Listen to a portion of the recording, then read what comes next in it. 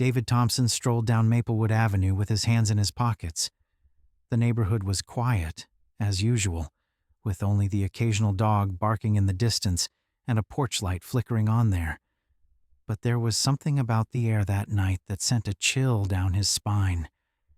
He usually liked this time of day, the calm, the solitude. Dressed in jeans and a casual shirt, he looked like anyone else, and that was the point. As he turned the corner, David noticed a police car parked across the street. The officers inside seemed focused on something, or someone. He didn't pay much attention. It was normal for cops to patrol the neighborhood by this time of day. David had lived through enough in his life to be unnerved by a couple of cops. However, there was this nagging feeling that he was being watched. He tried to shake the feeling as he kept walking, but his senses kept tingling. "Hey, you! Hold up!" David stopped. The voice was sharp and commanding. He turned to see the two officers he had passed at the corner, and they were exiting the police car, one of them motioning for him to approach. The other officer stood beside the car with his arms folded. "Evening," Officer David said calmly, his voice calm. He made no sudden moves, keeping his hands where they could see them. If there was one thing he knew, it was how not to give the police any reason to arrest you, especially being a black man.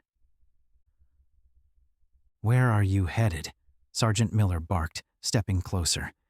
His tone was cold as his eyes scanned David like he was a suspect in some crime.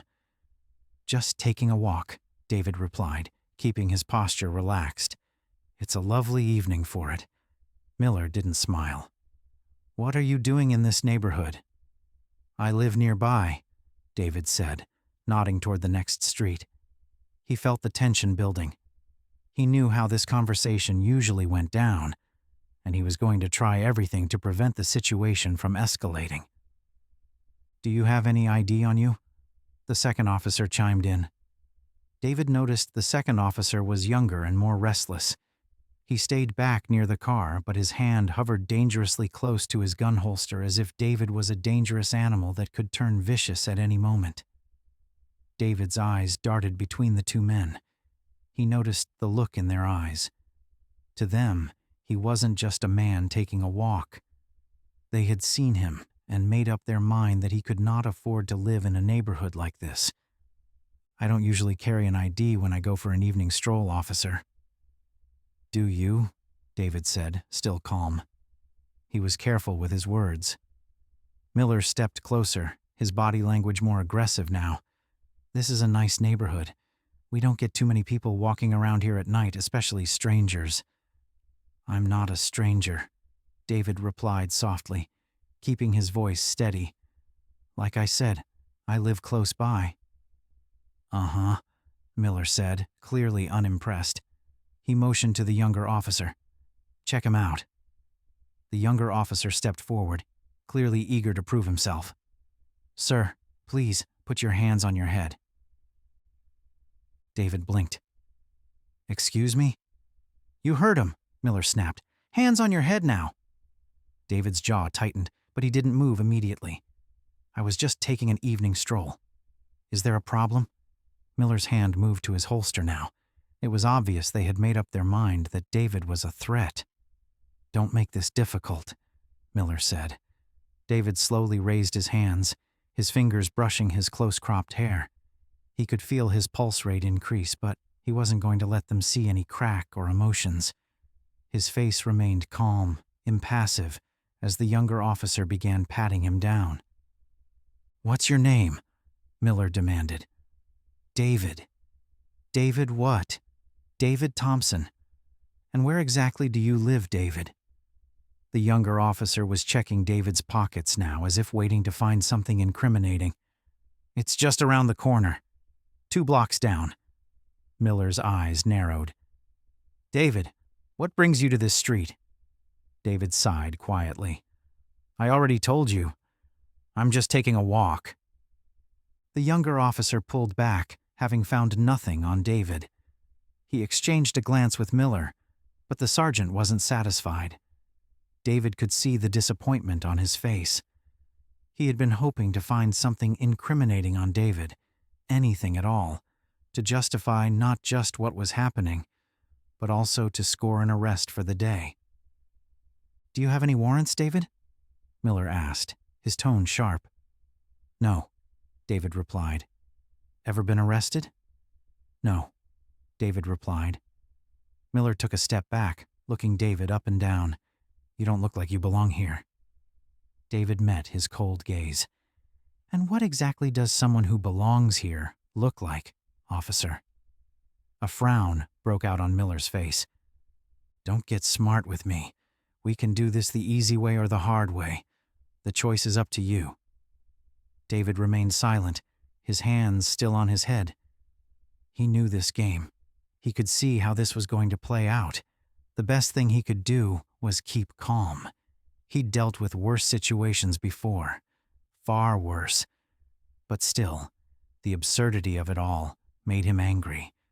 This was supposed to be home, and David couldn't understand when it had become a crime to take an evening stroll in a neighborhood. "Look," David said, keeping his voice steady. "I don't want any trouble. If you'd just let me explain—" Miller interrupted him, his voice cold. "We don't need an explanation.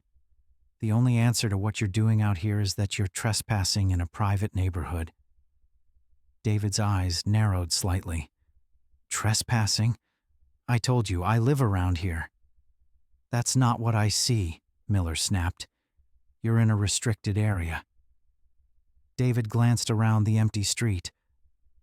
"This is a public street. Not for you, it's not," the younger officer muttered under his breath, though loud enough for David to hear. David's jaw tightened, but he tried to keep his expression neutral. This wasn't the time to argue. Not yet. He needed to let them do what they had in mind and feel like they had control.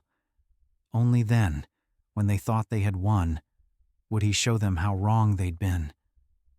"Are you going to cooperate, or do we need to take you in?" Miller asked, his voice now brimming with impatience. David hesitated for a moment, considering his options. He could escalate this. He had every right to. But what would that accomplish? Nothing good, he knew. So, he chose to let it play out, just as he had in countless other situations. "Okay," David said quietly, "but I want it to be on record that I have done nothing wrong." Miller smirked, clearly pleased with David's compliance. "Noted. Let's go."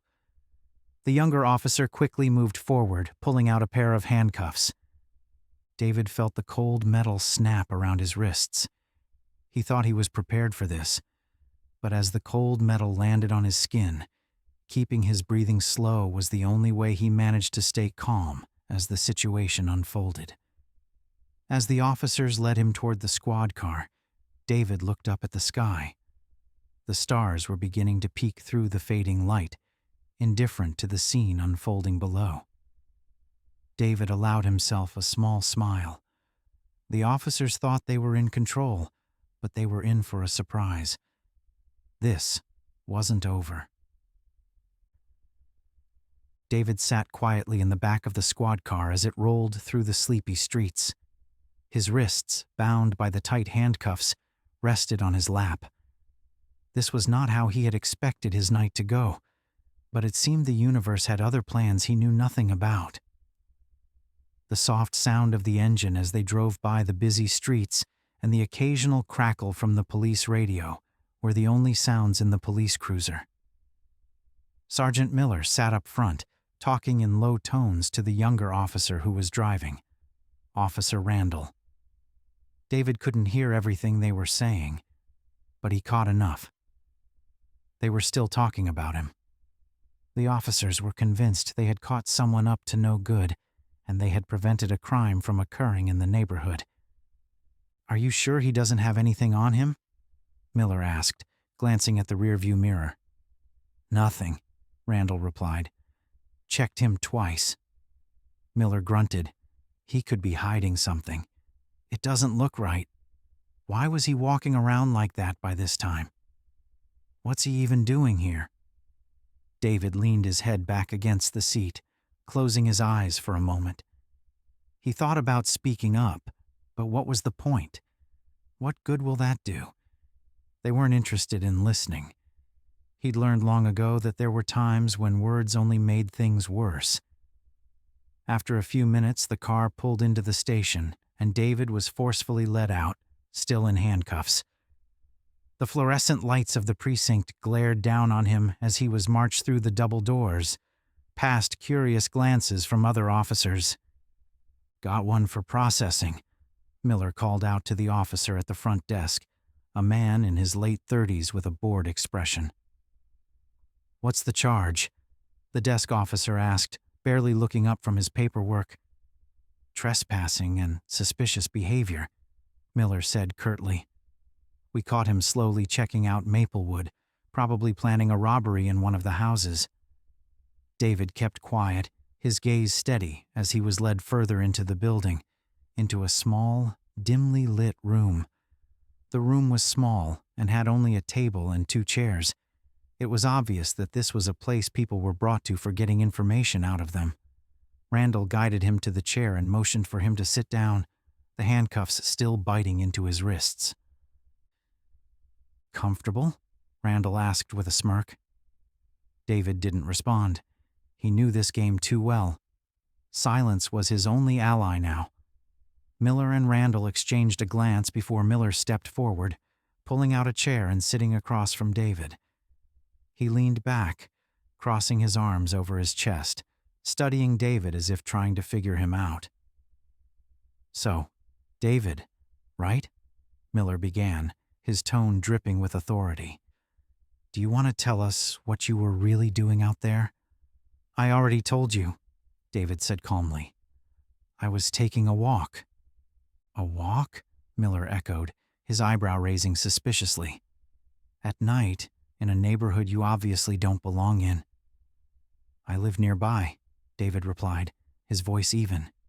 He could feel the frustration building up again, but he kept it in check. "Like I said earlier." "Uh-huh," Miller said, unconvinced. He leaned forward slightly. "You expect us to believe that? You were just out for a stroll, huh? No reason to be walking through that particular street?" David held his gaze.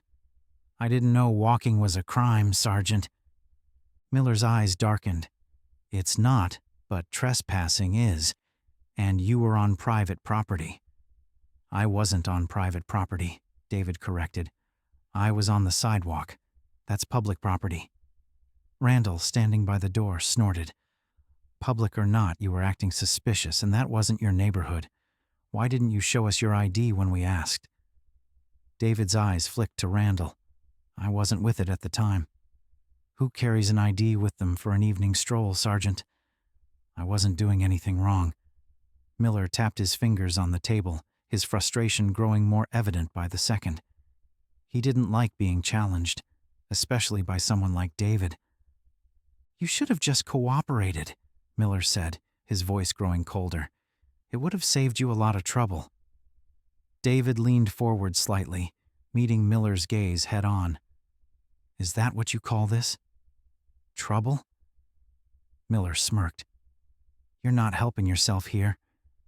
We're trying to figure out why you were really there." "I've already told you everything you need to know," David replied, his voice low but firm. "I was walking." "That's it." Miller leaned back, his smile fading. "You see, I don't believe you. Something doesn't add up here. You may be scouting the area. Perhaps you were looking to break into one of those houses." David's patience was wearing thin, but he kept his cool. "You're reaching, Sergeant. I don't break into houses." Miller scoffed. "Oh? What do you do then, David? What's your job?" David paused, considering his words carefully. He knew that once they found out who he really was, this charade and power tug would crumble. But he wasn't about to offer up that information just yet. He was going to let them figure it out on their own. "I'm a public servant," David said, locking eyes with Miller. Miller raised an eyebrow. A public servant? Doing what exactly? David didn't respond. He could see the irritation growing in Miller's expression. I'm not going to answer that, Miller asked, his voice edged with sarcasm. Fine. We'll figure it out ourselves. He stood up abruptly, motioning for Randall to follow. Stay here, Miller ordered David, though the handcuffs made it obvious there wasn't much choice in the matter. We're going to run your name and see what comes up. David sat back in the chair as the door clicked shut behind them. The silence in the room was thick, but it gave him a moment to breathe, to think. He knew how this would go. They'd run his name, and once they saw his record, everything would change. But it didn't make the process any less frustrating. A few minutes later, the door opened again, and Miller and Randall returned, this time with a folder in hand. Miller dropped the folder on the table. David Thompson, he said, his tone slightly more measured now. David remained silent, waiting. You've been to some dangerous places, haven't you? Miller asked, flipping through the pages in the folder. Randall peered over Miller's shoulder, his expression shifting from curiosity to disbelief. Is this for real? He muttered, clearly shocked. Miller's smirk disappeared from his face as he continued reading. Hold up. You're a general? David didn't respond immediately. Instead, he leaned forward, his calm gaze locked on Miller's increasingly uneasy expression. That's right, David said evenly. General David Thompson, United States Army. The room fell into a heavy silence. For the first time since this encounter began, David saw the fear and doubt in Miller's eyes. The sergeant shifted in his seat, and the color immediately drained from his face as he opened his mouth and closed. But no words came out. General? Randall stammered, his voice barely above a whisper. He shot a glance at Miller, waiting for him to take charge, but the sergeant looked like someone who was still in shock. Miller cleared his throat, but it didn't help the fact that his voice was shaking. Why didn't you tell us that? David let the question hang in the air for a moment before answering. Would it have made any difference, Sergeant? Miller opened his mouth to respond, but no words came out. The room was thick with tension. The show of power was slowly shifting, and David could feel it. He wasn't just some man they could push around anymore. They knew exactly who he was now, and it terrified them.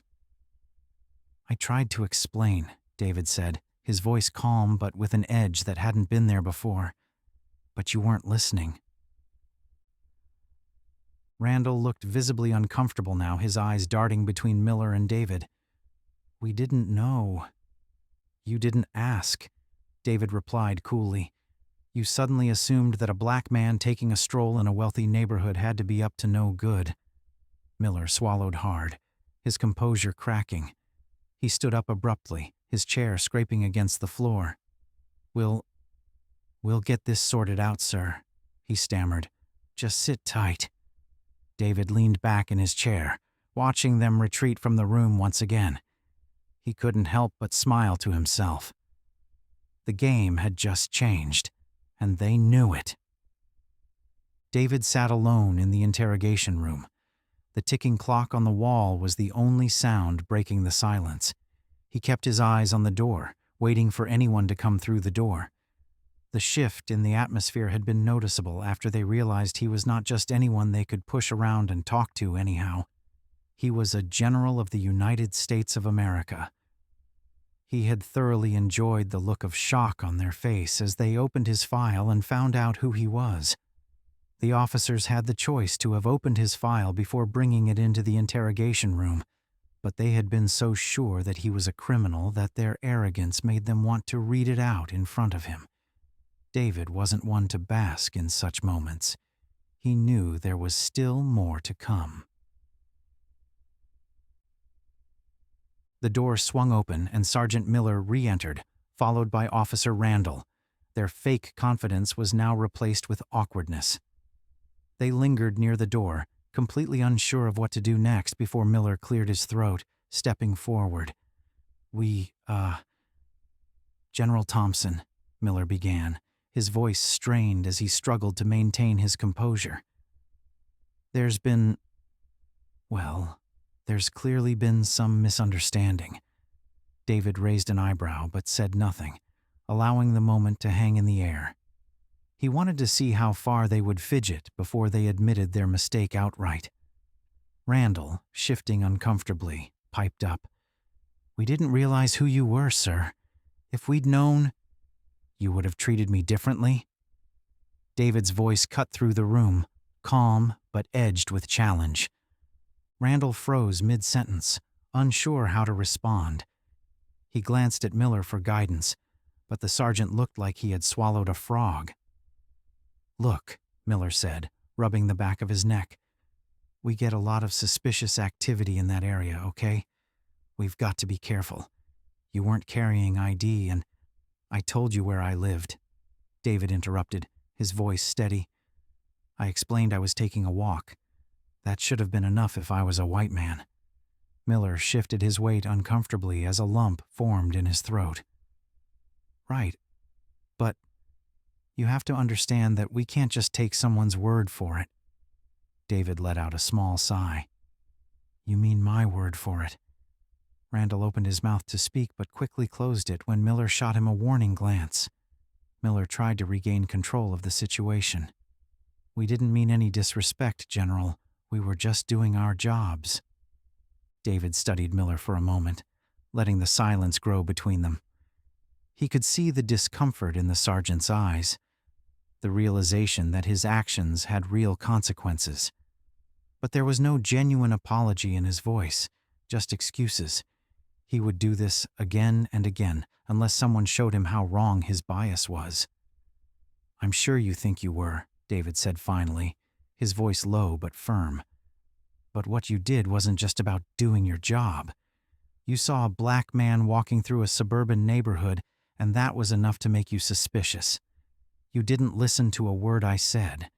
You chose to see what you wanted to see." Miller's jaw tightened, but he didn't argue.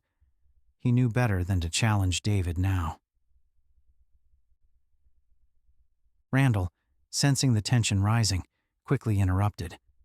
"We're really sorry about the misunderstanding, General Thompson. It's not how we meant things to go." David glanced at Randall, his face expressionless. "No? How exactly did you mean for things to go?" Randall looked down, his face reddening as he stammered. "We just thought—" "You thought I was a criminal," David finished for him, his voice sharp. "You made assumptions based on how I was dressed, the color of my skin, and where I was walking, and you didn't care to listen to anything else." Miller, clearly uncomfortable, rubbed his temples. "We're not trying to say that, General. Look, we're really sorry, okay? This whole thing is a misunderstanding." David leaned forward slightly, his gaze intense. "It's more than that, Sergeant. It's about bias and racial profiling. It's about how you and your officers view people like me." Miller didn't respond right away. He shifted in his seat, clearly wrestling with what to say. Finally, he let out a frustrated sigh. "We're willing to drop everything here, General. Let's move on from this. No need to make a big deal out of it." David's eyes narrowed. "A big deal?" His tone was calm, but there was steel beneath the words. "Sergeant, you falsely arrested me, humiliated me, and tried to intimidate me, all because you didn't think I belonged in that neighborhood. And now you want to sweep it under the rug?" Randall shifted uncomfortably beside Miller, clearly out of his depth. "General, we really didn't mean for it to go this way. We just want to make things right." David's expression remained unreadable as he leaned back in his chair. He had expected the fake apology, the panic, and the desperate attempts to downplay the situation. He knew they were just realizing the gravity of their actions. But it wasn't enough. Not yet. I'm not here to make this easy for you, David said, his voice firm but calm. You need to understand the damage you've done, not just to me, but to the trust between the people you're supposed to protect and your department. Miller opened his mouth to argue, but David continued before he could speak. How many other people have you treated like this? How many others didn't have a military ID to pull out at the end of the day to make you think twice about your actions? Randall swallowed hard, glancing nervously at Miller, who was visibly struggling to keep his composure too. The weight of David's words was like a punch knocking out the air from them, but it was undeniable that what he was saying was the truth. This isn't just about me, David continued, his voice unwavering. This is about a pattern, a system, and that's something that needs to be addressed. You can't just treat people like they're guilty until proven innocent. Miller stood up suddenly, his chair scraping against the floor. We'll file a report, he said, his voice tight. We'll look into this, General. But we're not the enemy here. We made a mistake, okay? David watched him carefully, noting how Miller was trying everything to cling to control of the situation. Mistakes can be corrected, David said quietly, but only if you're willing to admit the problem exists. Miller was silent, his jaw clenched. He clearly wanted to push back, to say something more, but something in David's tone stopped him. The weight of his rank, his composure, and the undeniable truth of his words were too much. Suddenly, the door creaked open, and a new figure entered the room. It was Chief Daniels, the head of the precinct. His face was a mix of shock and quiet fury as he took in the scene. General Thompson, Chief Daniels began, his voice steady but strained. I'm deeply sorry for what's happened here. I assure you this isn't how we operate. David met his eyes, unmoved. Then how do you operate, Chief? Daniels hesitated for a moment before speaking again. There's no excuse for what happened tonight. I've already spoken to Sergeant Miller and Officer Randall. Their actions were inappropriate, and they'll face extreme consequences for their actions. Miller shifted uncomfortably, clearly not expecting to be called out so directly in front of David. Randall looked down at the floor, his face flushing with embarrassment. We're launching a full internal investigation, Daniels continued. This kind of behavior is unacceptable, and it doesn't reflect the values we stand for. David listened, his expression unreadable. He knew an investigation would happen, but he also knew that apologies like these were often the start of something bigger, or they were just empty words. I appreciate that, Chief, David said slowly. But I need more than an apology. I need to know that this won't happen again, to me or to anyone else that looks like me. Chief Daniels nodded, his face serious. I understand. We'll be reviewing our officers' practices closely and ensuring that they are trained to handle these situations differently in the future. I promise you, bias and misconduct have no place here. David watched him closely. He knew Chief Daniel, and he was an honest man, but David also knew words alone wouldn't be enough. I'll be following up on this, David said firmly. I expect real changes, not just lip service. Daniels nodded again. You have my word, General. There was a beat of silence before David finally stood, his wrists still sore from the handcuffs they had removed earlier. He glanced at Miller and Randall one last time before turning back to Daniels. I'll hold you to that, David said. The room felt heavy with unspoken tension as David moved toward the door, leaving the officers behind. He had made his point, but the story wasn't over yet. As he stepped into the hallway, he knew that his strength, his refusal to back down, had shifted something in the precinct. They wouldn't forget this night so soon, and neither would he. David stepped out of the precinct into the cool night air. He couldn't believe how his evening stroll had ended up in the police station. The weight of the evening was still heavy on his chest. He took a deep breath, trying to ease the tension away. The battle wasn't over.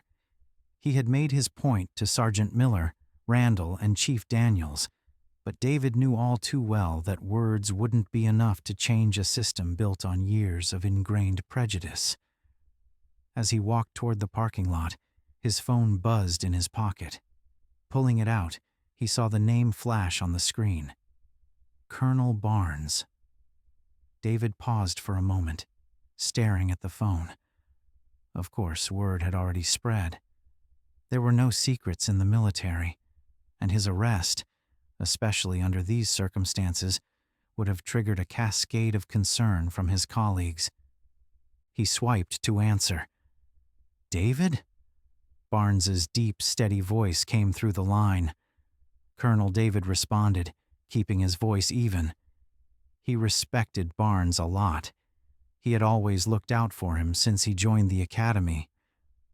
"I just heard," Barnes said. His tone shifted from formal to personal. "Are you okay?" "I'm fine," David said, glancing back at the precinct building. "I handled it." There was a pause on the other end, a sign that Barnes was trying to understand the situation. "I knew you would," Barnes finally said. "But this is serious, David. An arrest, the racial profiling. This isn't something I think you should brush off." David sighed, already feeling the pressure mounting. "I'm not brushing it off, Colonel. But this isn't new. It's just another example of what happens out there every day." Barnes's voice softened. "I know. And that's why we need to do something about it." David rubbed the back of his neck, trying to release the tension that had built up over the past few hours. He could feel the weight of expectation hanging in the air. Barnes wasn't just calling to check on him. "I don't need you or the military swooping in to fix this," David said, his voice firm. "I'm handling it on my terms." "I'm not suggesting we take over," Barnes said quickly. "But you're in a position of influence, David. What happened tonight is unacceptable, and people are going to want answers. This could grow into something even you can't control." David clenched his jaw, knowing that Barnes was right. But that didn't make it easier. "I know what's at stake," he replied. "But I'm not looking to be the face of some campaign. I want justice. For myself, and for every other person who's been treated like this." Barnes paused again, then said, "Justice is important, but don't underestimate the power you have to create change." David didn't respond right away. He had spent his entire career leading, fighting battles on behalf of his country, but this was different. This was personal. "I'll think about it, Colonel," he said finally. "Good," Barnes replied. "And if you need anything at all, you let me know." "I appreciate it," David said, ending the call. He slid his phone back into his pocket and stood still for a moment, staring at the empty parking lot. The weight of the situation was beginning to settle in. Back in the precinct, Chief Daniels sat in his office with his door slightly ajar. He had been pacing for the past 20 minutes. No matter how he replayed the events of the night, it still didn't show a good image of the department. The whole scenario was the last thing he had expected tonight. He had clocked in that evening expecting a quiet night, but his officers obviously had different plans, as they had decided it was the perfect night to arrest a decorated general. The repercussions were already looming, and he knew the aftermath of the situation was not going to be a good look for his department. A knock on the door interrupted his thoughts. He looked up to see Officer Randall standing awkwardly in the doorway, his face still pale from the confrontation with General Thompson. "Come in, Randall," Daniels said, waving him in. "Shut the door behind you." Randall did as instructed, sitting down on the edge of the chair opposite Daniels's desk, his hands clasped tightly in his lap. "Chief, I wanted to apologize again. I didn't realize... You didn't realize you were racially profiling someone?" Daniels cut him off, his voice sharp. Or you didn't know the man you were arresting was a general? Randall's mouth opened, but no words came out. He shifted uncomfortably in his seat, unsure how to respond. It wasn't intentional, Chief. He finally managed to say. We were just doing our job. Daniels leaned back in his chair, eyes narrowed. Is that the excuse you plan on giving when this blows up in the media? That you were just doing your job when you falsely arrested one of the highest-ranking officers in the military? Randall's face flushed. I didn't mean it like that. Then how did you mean it? Daniels pressed, his voice rising. You didn't listen to a word that man said. You assumed, based on his appearance, that he was up to no good. And now, we're all going to pay the price for your lack of judgment. Randall swallowed hard, staring down at the floor. He knew the chief was right. What do we do now? He asked quietly. Daniels let out a long sigh, rubbing his temples. We wait. General Thompson will file his report and the investigation will begin. In the meantime, we prepare for the fallout. Randall glanced up, his eyes wide. Do you think we'll lose our jobs? That depends on how well we handle this moving forward, Daniels replied. But make no mistake, this is going to leave a mark. The only thing we can do now is cooperate fully with the investigation, and we hope that General Thompson will be willing to show some mercy. Randall nodded slowly, though the idea of relying on the mercy of the man they had wronged didn't sit well with him. Do you think he will? Daniels didn't answer right away. He stared out the window for a long moment before finally speaking. I don't know, but if I were him, I wouldn't. Meanwhile, word of the incident had begun to spread. The precinct was buzzing with whispers, and outside in the city, murmurs of the arrest were already starting to ripple through the community. It didn't take long for local news outlets to catch wind of the story, and by the next morning, the headlines read, Black General arrested in suburban neighborhood, mistaken for trespasser. David sat at his kitchen table the next morning, staring at the news article on his tablet. He had expected the media to catch on, but seeing it in print brought a fresh wave of frustration. This wasn't the kind of attention he had ever wanted. And yet, here it was. David's phone buzzed again, but this time it wasn't Colonel Barnes. It was his lawyer, Mark Hastings. Mark had been by his side through numerous military legal battles. You don't get up to his position without ruffling some feathers. David had stepped on several tails to get to his position, and it was Mark who had been at the forefront of all his legal cases. David, Mark's familiar voice, came through the speaker. I just saw the news. I figured you would, David replied, rubbing his eyes. What do you think? We need to be smart about how we handle this, Mark said. The media's already got hold of the story, which means you're going to be getting calls left and right. Reporters, activists, everyone's going to want a piece of you. David sighed. That's what I was afraid of. But this also gives us leverage, Mark continued. The precinct is going to want to settle this quickly and avoid any more bad press. If we play our cards right, we could push for real reform, not just a slap on the wrist. David was silent for a moment, considering the options. He didn't want to be part of a media circus, but if this was the moment to force real change, it may be worth it. What do you think? Mark asked, sensing David's hesitation. I need to make sure this isn't just about me, David said quietly. There are too many people who've gone through this without anyone hearing their story. Mark's voice softened. That's precisely why we can't let this go. This isn't just about clearing your name, David. This is about changing the system. David nodded to himself, his resolve hardening. Let's do it then. David had barely finished his conversation with Mark when his phone rang again. This time it was a number he didn't recognize, but he had a hunch that it wasn't just a random call. He let it ring for a moment, weighing whether or not to answer. Before he could decide, the call dropped. But within seconds, the phone rang again, this time a different private number. He frowned and picked it up. "Hello? General Thompson?" The voice on the other end was fast, clipped, and energetic. "This is Leslie from Channel 5 News. I wanted to see if you had a moment to comment on the incident last night." David cut her off. "I'm not giving any comments right now." "General Thompson," she pushed, "we're running a story tonight on the unjust arrest you experienced. People need to hear your voice in this. Your perspective can bring about real change."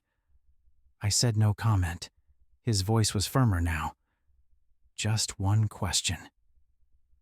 "They really don't give up," David muttered to himself. He hung up and tossed his phone onto the table.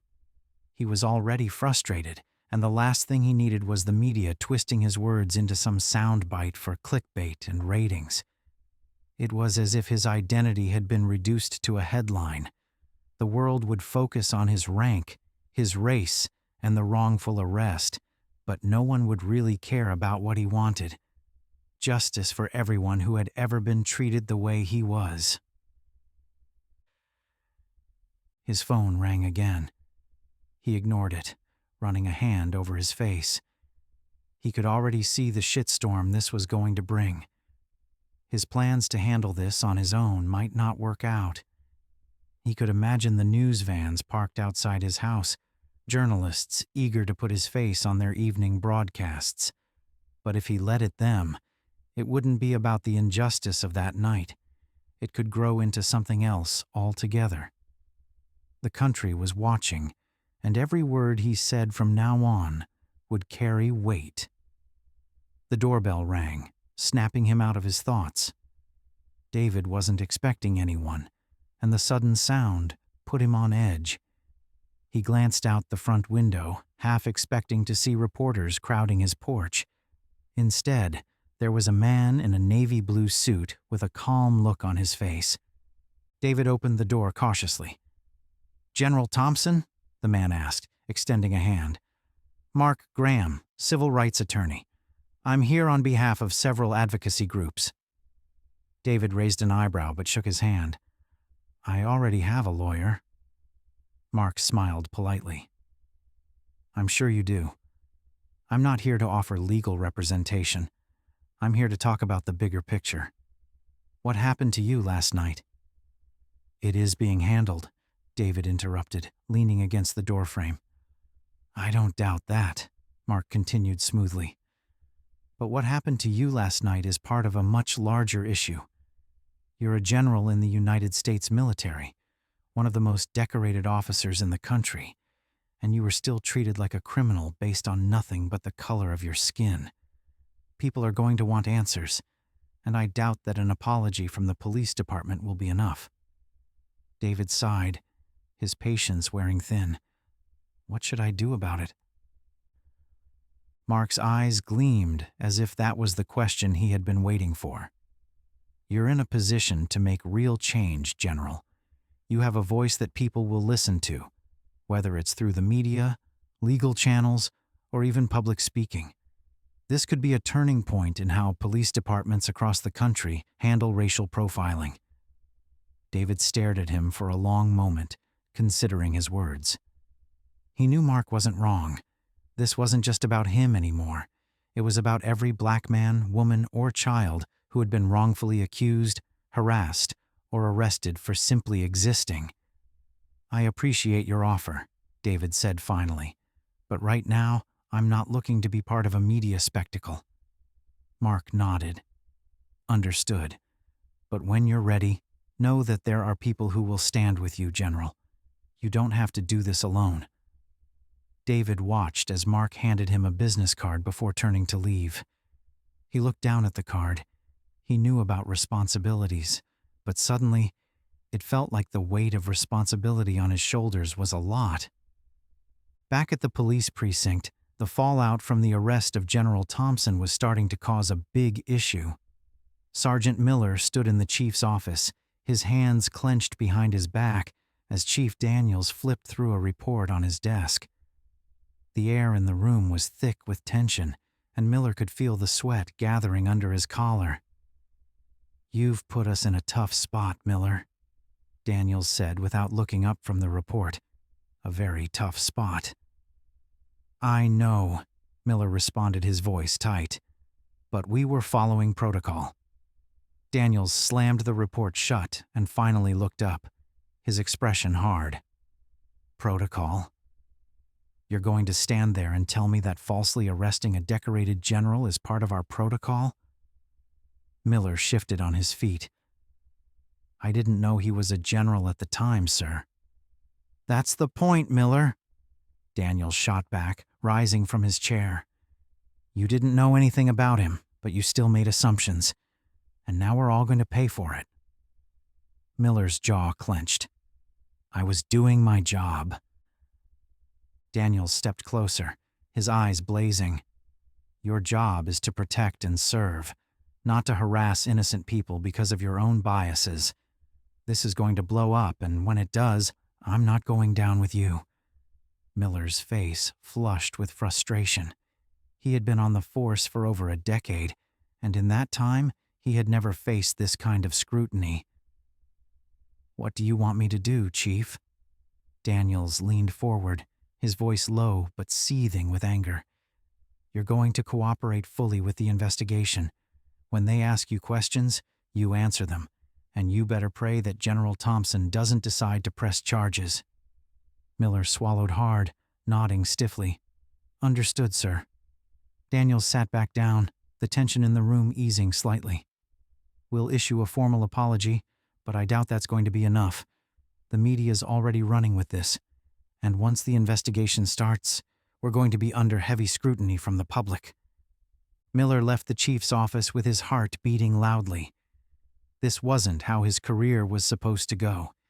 He had always thought of himself as a good cop, someone who followed the rules and kept his community safe. But now, his actions were being dissected and judged, and he wasn't sure if his career would survive the scrutiny. Later that evening, David sat in his living room. The television was muted as he flipped through channels. Every major news outlet was covering his arrest. Reporters stood outside the precinct discussing the implications of racial profiling and systemic injustice. They flashed pictures of him in uniform, standing tall with medals pinned to his chest, juxtaposed with images of him being led into the precinct in handcuffs. It was surreal, seeing himself turned into a symbol for something much bigger than his personal experience. The camera zoomed in on his face during the arrest, his expression calm and composed, despite the context surrounding his arrest. He hadn't lost his temper, hadn't lashed out, even though every fiber of his being had wanted to complain at the injustice of it all. David's phone rang, dragging his mind away from the television. He glanced at the screen and smiled. It was his mother. "David," her soft voice came through the speaker. "I saw the news." "I figured you would," he replied, sinking deeper into the couch. "I'm so proud of you," she said, her voice steady but filled with emotion. "You handled yourself with such grace. I know it couldn't have been easy." David closed his eyes, letting her words wash over him. "It wasn't, Mom. You've always been strong," she continued. "But this is something different. The whole world is watching now. What are you going to do?" David didn't answer right away. He had been asking himself that same question all day. What was he going to do? Fight for justice? Let the system play out? Use this moment to speak out against the broader issue of racial profiling? "I don't know yet," he admitted finally, "but I'll figure it out." "I know you will," his mother said softly. "Just remember, you're not alone in this. There are so many people behind you." David smiled faintly, feeling a sense of comfort in her words. "Thanks, Mom." They spoke for a few more minutes before hanging up, and David sat there in the quiet of his living room, the weight of the decision still heavy on his shoulders. David leaned back on the couch after hanging up with his mother, her words still echoing in his mind. "You're not alone." It was reassuring but also overwhelming. The reality was that the world was watching him, waiting for him to make a decision. The weight of expectations from his community, from advocacy groups, from his family. It all felt like too much. He sighed deeply and rubbed his temples, wondering how going for an evening stroll had changed his life upside down in a few hours. The media had already begun to turn him into a symbol of something much bigger than him. But all David had wanted that night was to take a peaceful walk. Now he had to decide whether he wanted to step into the spotlight as the face of a movement or retreat into the shadows and let the justice system run its course. His phone rang again. David groaned at the sound. He was getting tired of the constant calls. But as he picked up the phone, it was a familiar name. Paul, one of his oldest friends from the military. David picked up. "Paul, hey." "David, man, I just saw the news." "What the hell happened?" Paul's voice was filled with concern, tinged with disbelief. David sighed, his grip tightening on the phone. "You wouldn't believe it if I told you." "Try me." David quickly recounted the events of the night, starting with the walk through the neighborhood and ending with the moment his military ID had been discovered at the station. He tried to keep his voice free of any emotion, but he could feel the anger boiling up again as he spoke. "Unbelievable," Paul muttered when David finished. "You? A general getting treated like that? I swear, this country's going to hell." "I know," David replied quietly, "but it's not just about me." "This happens to people all the time, Paul. People who don't have military credentials to save them when things go south." There was a pause on the other end of the line. David could almost picture the expression on Paul's face. "Look, David," Paul began slowly, "I know you're upset, and you have every right to be upset, but you need to be careful with how you handle this. The media's already spinning this into a full-blown controversy. They're going to push you to make a statement, to take a side. You might end up doing or saying something you regret." David frowned, leaning forward. "What are you saying? That I should stay quiet? Let it blow over?" No. That's not what I'm saying," Paul responded quickly. "I'm just saying, be smart. If you go too hard or too fast, it might backfire. You've got a promising career and a good reputation. This thing could make you a leader, or it could drag you down into a mess of politics." David appreciated Paul's concern, but it only added to the weight of the decision he had to make. His friend was right. This could go in so many different directions, and none of them were easy. Still, something deep inside him told him that staying silent wasn't an option. "I hear you," David said after a moment. "But if I don't speak up, what message does that send? Is it okay for this to keep happening?" Paul let out a heavy sigh. "I get it, man. I do. Just don't let them turn you into a puppet. This has to be your choice, not theirs." David nodded, even though Paul couldn't see him. "Thanks, Paul. I appreciate the advice. Any time, brother. And hey, if you need backup, you know I'm here." They hung up, and David stared down at his phone. Paul's words made a lot of sense, and he appreciated his friend's perspective, but the truth was, David didn't want to be passive. He didn't know if he could afford to.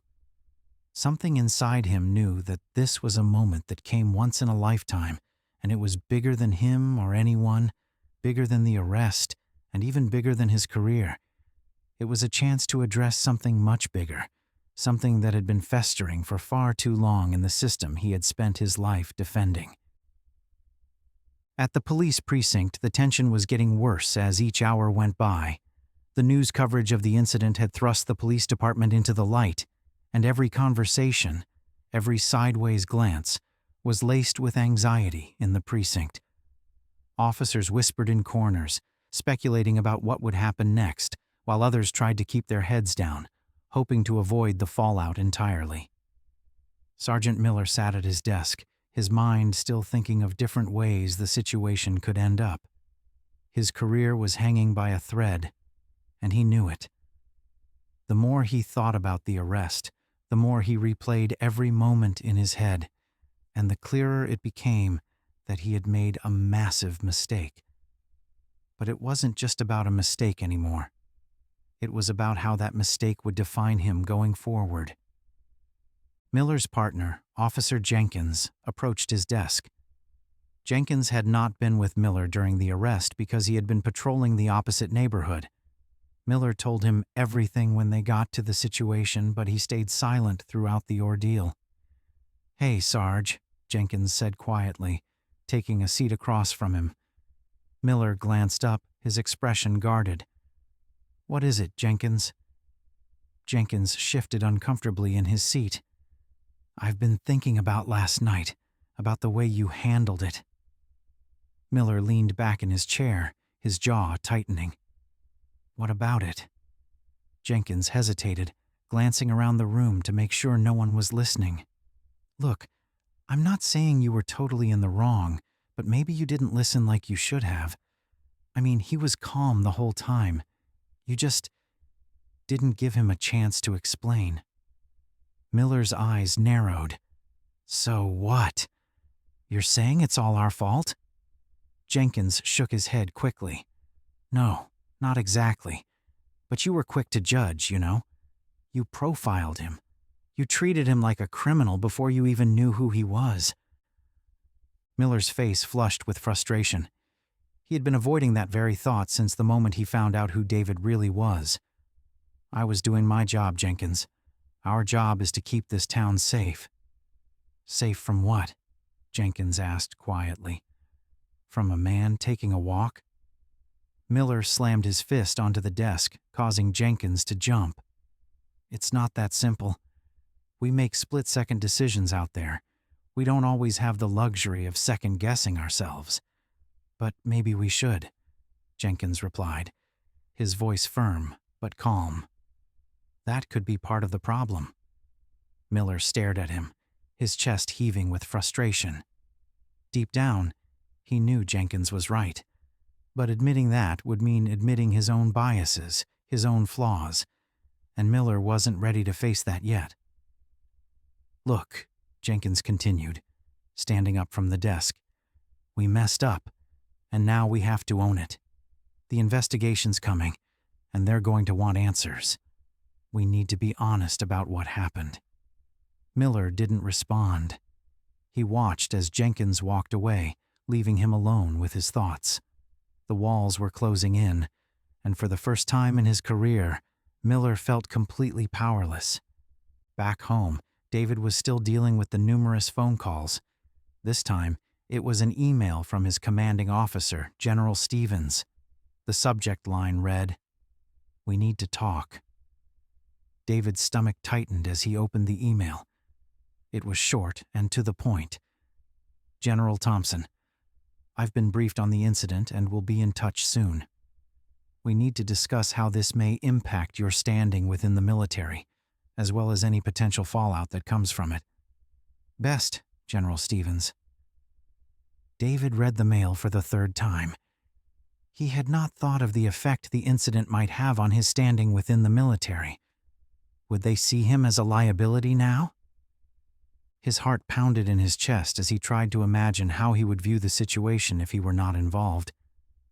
He knew the military was a different world on its own, and it didn't like controversy and attention, and David was increasingly becoming the center of attention. The door creaked open, and his wife Lisa stepped into the room. She had been giving him space all morning, but she couldn't take the tension and worry anymore. "What's wrong?" she asked gently, coming to sit beside him. David handed her the phone, letting her read the email. She frowned, her eyes scanning the words before looking up at him. "What are you going to do?"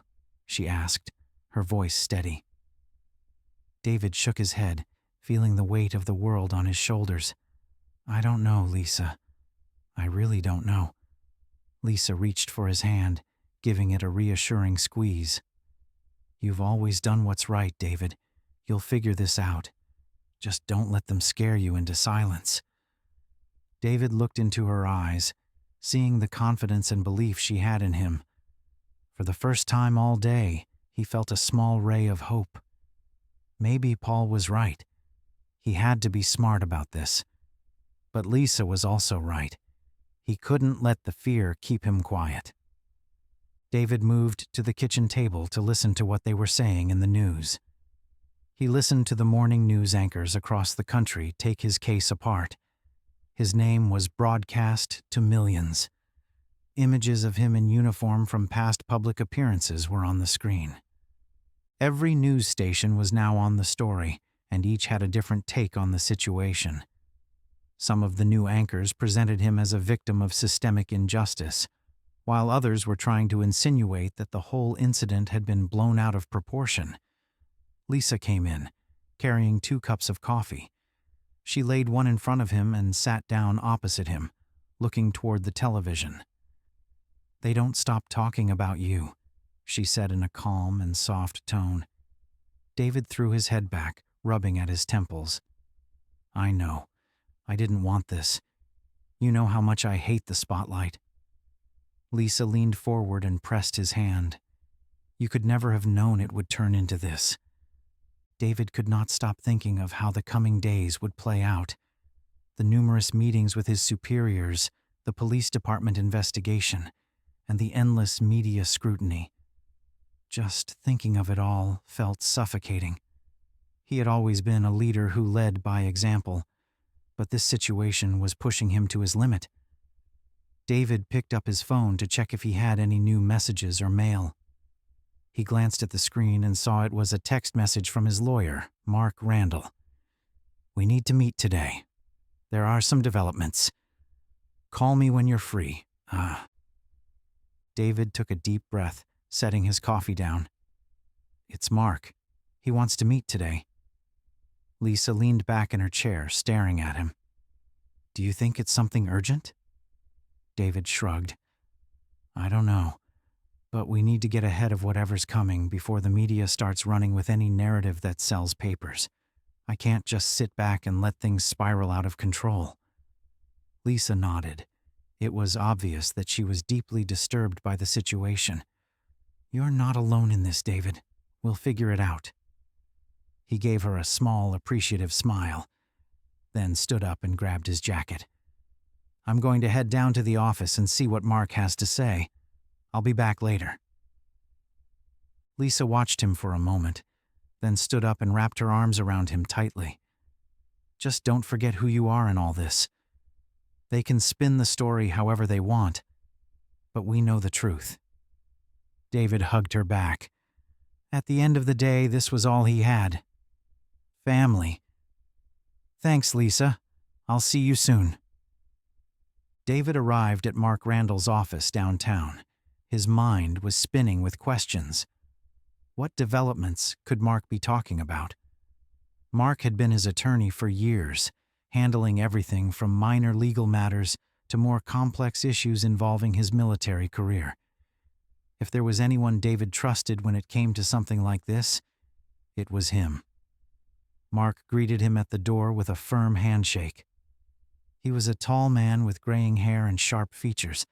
However, what David admired about him the most was that he was always calm and collected under pressure. David, it's good to see you, Mark said, leading him into his office. Take a seat. We've got some things to discuss.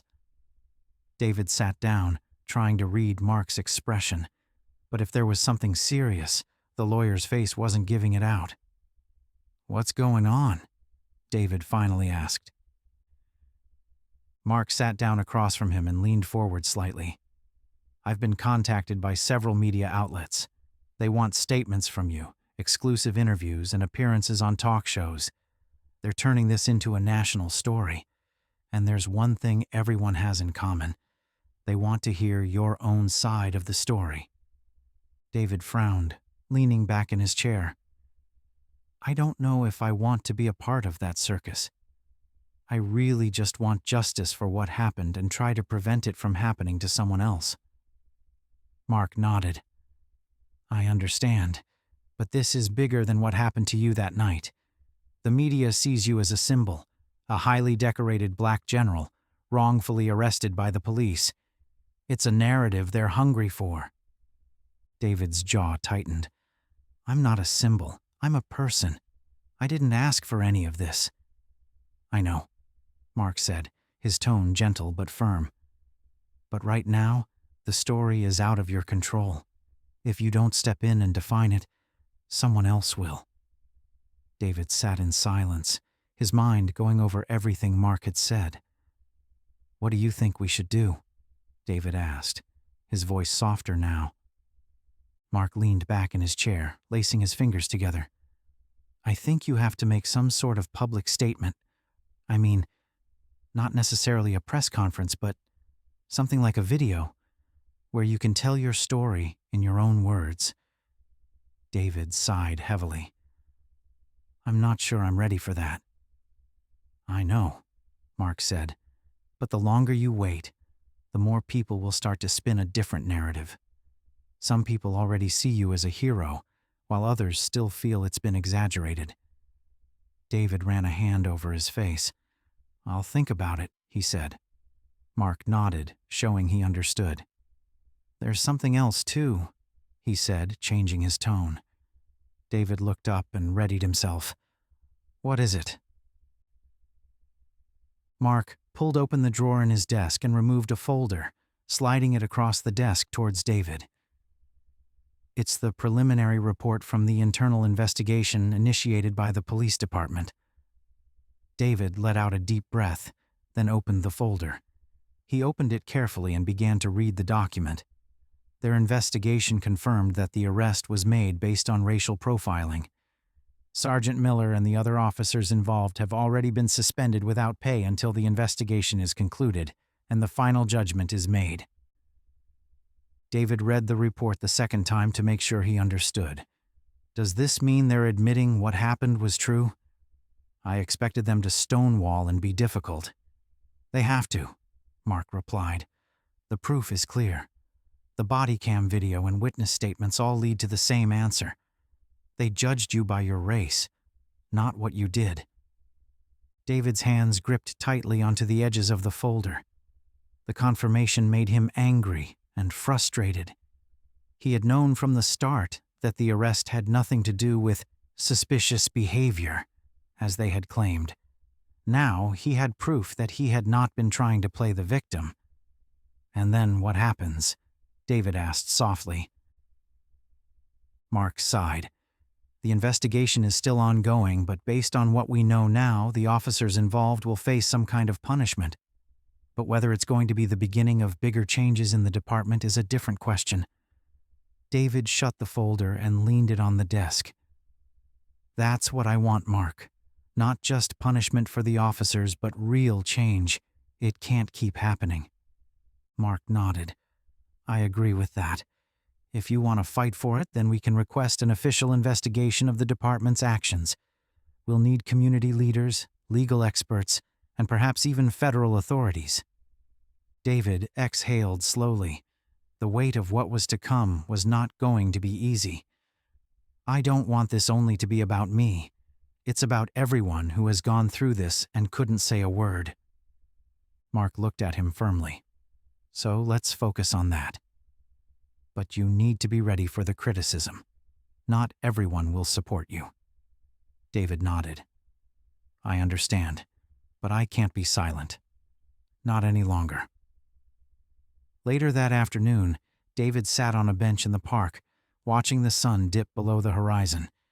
It's been a difficult day, but what he had to do was more apparent than ever. He was done being neutral. He was done letting others tell his story. His phone snapped him out of his thoughts. This time, the message was from an unknown number. He clicked to open it, and his heart skipped a beat on seeing the content. We're watching you. Don't push this too far, or you'll regret it. Whoever had sent the message wanted him to be afraid. to doubt whether he had made the right choice by speaking up. But instead, it made him more determined. He forwarded the email to Mark, asking him to add it to the file he was preparing. As the sun went down and the cool evening breeze hit David's skin, he started to walk home while thinking about the road ahead. There was no going back now. He would fight this for himself and for all those who had been silenced by fear. The following day, David's phone woke him from sleep. He let out a sigh and flipped onto his side to check the number calling. Mark again. He checked the time, 7:15 a.m. That was way too early for any legal issues, but it did mean something was happening. He forced himself to sit up and answered the call. Mark's voice came through in a rush. "David, you're going to want to see this. It's all over the news this morning." "What is it?" David asked, less sleepy now as he got up and took his phone. "There's been a leak. The police department's report about your arrest is now public," he said. "And it's causing quite a reaction." David froze. "Wait, the report we saw yesterday?" "Yes," Mark said. "I don't know who shared it, but now everyone knows. The news is spreading fast and people are outraged. You're popular on all social media sites." David's mind was racing as he quickly opened the news applications on his phone. Sure enough, his face was everywhere across the screen, news anchors talking about every detail of the report, which clearly showed the racial profiling that caused his arrest. Clips from body cams were being looked at and shared on all platforms, and people were angry. "What should we do?" David asked, his voice calm but nervous. Mark sighed on the other end of the line.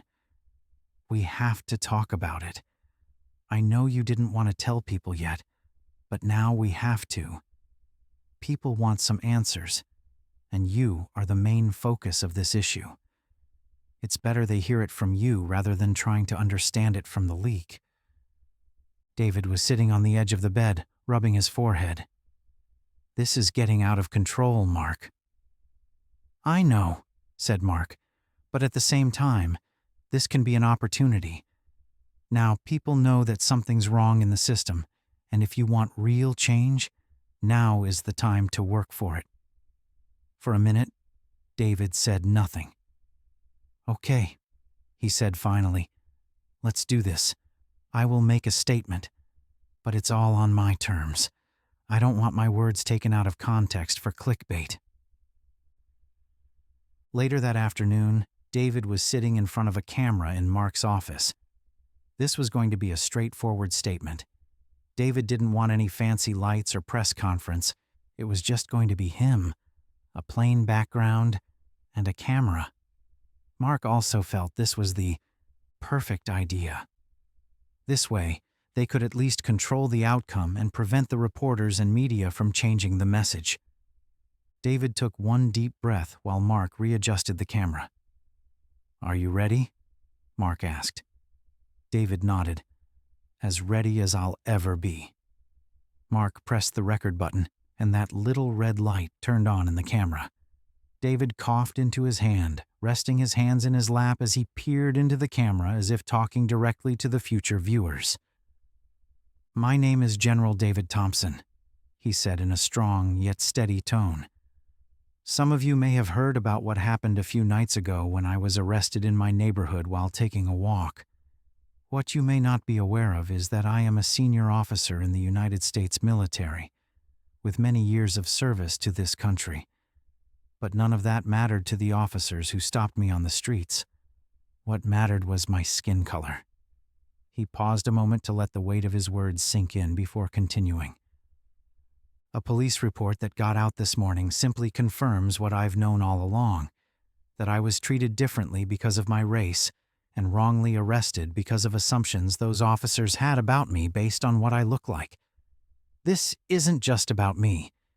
It is about the many men and women of color who have experienced similar situations and haven't had the opportunity or the privilege to speak up." David's voice grew stronger as he continued. "This kind of racial bias is not only wrong, it is hurtful. It corrodes trust between communities and police and perpetuates a cycle of fear and injustice. I have spent my whole career fighting for justice and equality, and I will not watch while those values are ignored in the country I have devoted my life to serving." David sat forward as his voice became more personal. "I'm not here to accuse the police on the whole. I am aware that most law enforcement officers work hard, diligently serving their communities with honor and integrity. But we can't just act like issues of this magnitude don't have deeper issues at their root that would allow such incidents to happen. We can't stay silent against racism or discrimination." David stopped again, staring straight at the camera. "To everyone who contacted me, shared their stories, or showed any form of support, thank you. Your voices are important, and together, we can bring about real change. This is not about one event, but about our institutions acting responsibly and preventing anybody else, no matter their race, background, or position, from going through what I went through." He took a deep breath before speaking. "We have a long way to go, but I strongly believe we can build a future in which justice truly is just, and every human being will be treated with the dignity and respect that they deserve. Thank you, and have a beautiful day." David leaned back, his eyes moving to Mark as the camera switched off. The room remained silent for a moment, the weight of his words hanging in the air. "That was strong," Mark said quietly. "You did exactly what was needed." David exhaled, relieved and tired at the same time. "Hope that is enough." "It will be," Mark said to him. "When we share this, people will see the real you, not just news stories." Later that evening, David's video went online. Within hours, it was doing the rounds on every platform. The response was positive and was powerful. David's words struck a chord with viewers across the nation. Social media was filled with people responding to the video, and hashtags in support of him trended worldwide. All races and backgrounds were uniting, telling their own stories of racial prejudice and injustice. Even regular news sources showed the video, playing parts of David's speech with their reports about the leak. As David watched the scene unfold from his living room, his phone lit up with messages of support from friends, colleagues, and even strangers. One message in particular stuck out. It was from Sergeant Miller. He looked for many moments at the text without opening it. "I saw your video. I am so sorry that happened." The message was brief, but it was a complete contrast to the man who had arrested him for trespassing. The officer he remembered was proud and disrespectful. David smiled at the thought of how things had changed drastically in a few days. As he reread the message, he didn't know exactly how to feel. On one hand, the apology seemed to be a little bit too late. On the other, it was something. It was some kind of acknowledgement of the wrong that had happened, and maybe it could be the start of something more. David shut the message and didn't reply, tilting back onto the couch. The past few days had been a lot, but one thing David knew was that the fight wasn't over. It was going to get worse, but now he had an entire nation watching his back. And that made all the difference. David sat in silence, reflecting on Sergeant Miller's text.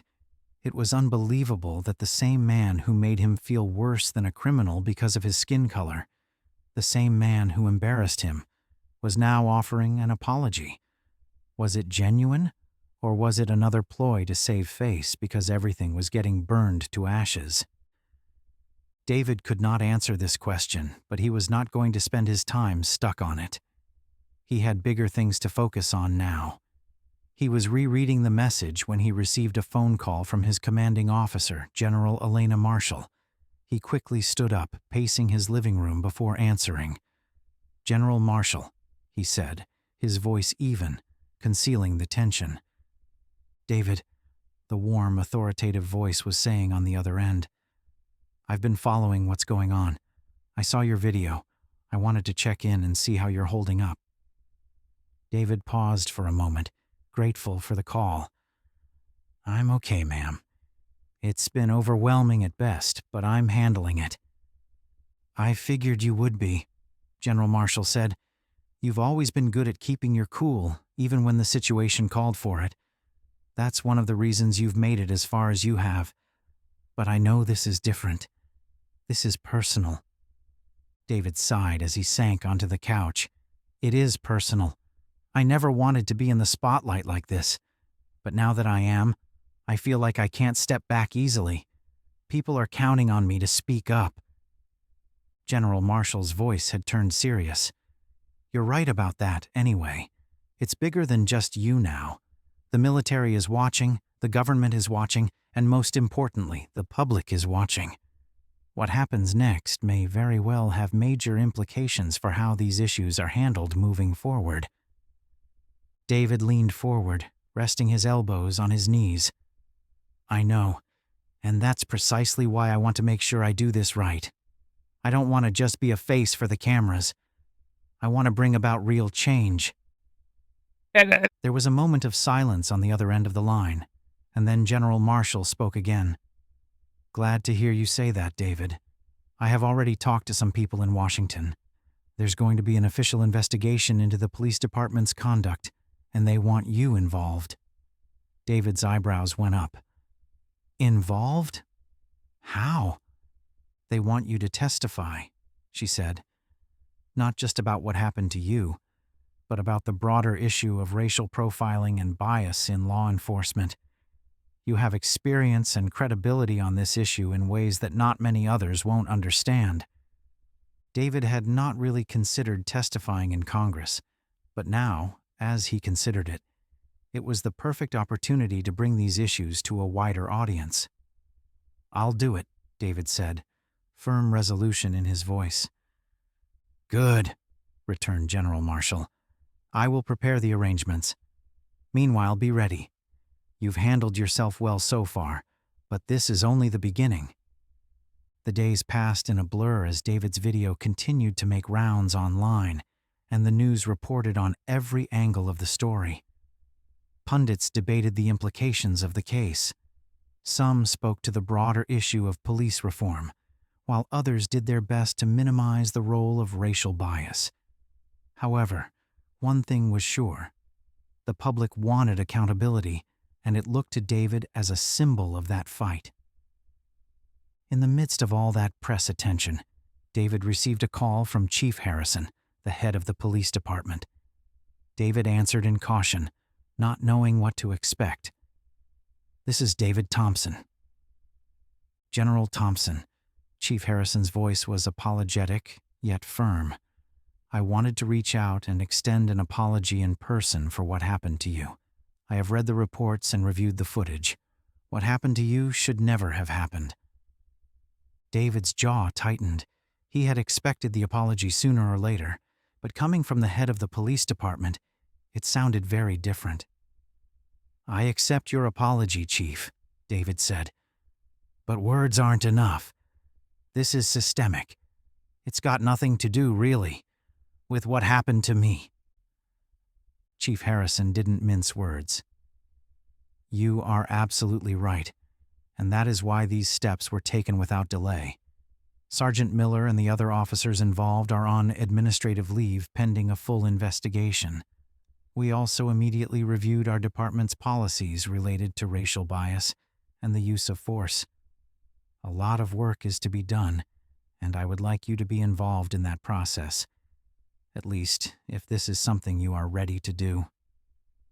David was taken aback. You want me to be involved? Yes, said the chief. You have illuminated an issue that we have neglected far too long. We need someone like you who can see things through your perspective and help us make some changes. David leaned back, contemplating the offer. He had not seen that coming. However, it could also be a sure way to have his voice heard in the department's policies. He had always believed in working inside the systems for change, and this could be his chance to do just that. I'll think about it, David said finally. But let me make one thing very clear. I want to make sure this isn't some PR thing. I want to see real movement, real accountability." "Understood," Chief Harrison said. "We'll be in touch." At the very second that David was hanging up, he was overwhelmed by his feelings. On one hand, this felt like a step in the right direction, an admission of fault, an admission that the system needed reform. But on the other, he couldn't rid himself of the creeping feeling it shouldn't have taken his arrest to get to this point. How many had been wronged without anyone paying attention? A few days later, David was in Washington, D.C., in the hall of some government building, waiting for his turn to testify. He was anxious, but he was trying everything to keep everything in check. This was a big deal, and he could not afford to have a mental breakdown. Mark stood beside him, catching his eye with an optimistic nod. "You've got this," he said. "Just speak from the heart." David flashed a brief smile. "That's the plan." When his name was called, David entered the hearing room, the weight of the moment sitting on his shoulders. When he finally sat down, he looked around at the faces within the room, Congress members, reporters, and spectators. All eyes were on him. "General Thompson," the chairman began, "thank you for being here today. We have all read reports of what happened to you, and we have read your statement. But I'd like to begin by hearing directly from you. Can you describe to us in your own words what transpired that night?"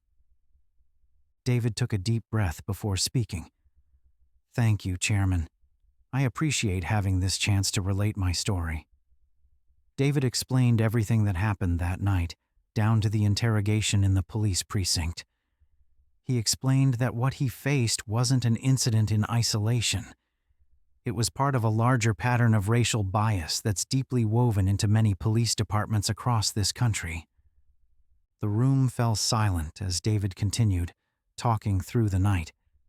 He spoke not only of his experience, but also about the broader issue of racial profiling, speaking for others who have suffered similar incidents. After the hearing, as David left the hearing room, he was swarmed by reporters yelling questions at him. But he kept his head high, moving forward with purpose. It was very far from over, but at least he knew he was going in the right direction. The system had slowly begun listening.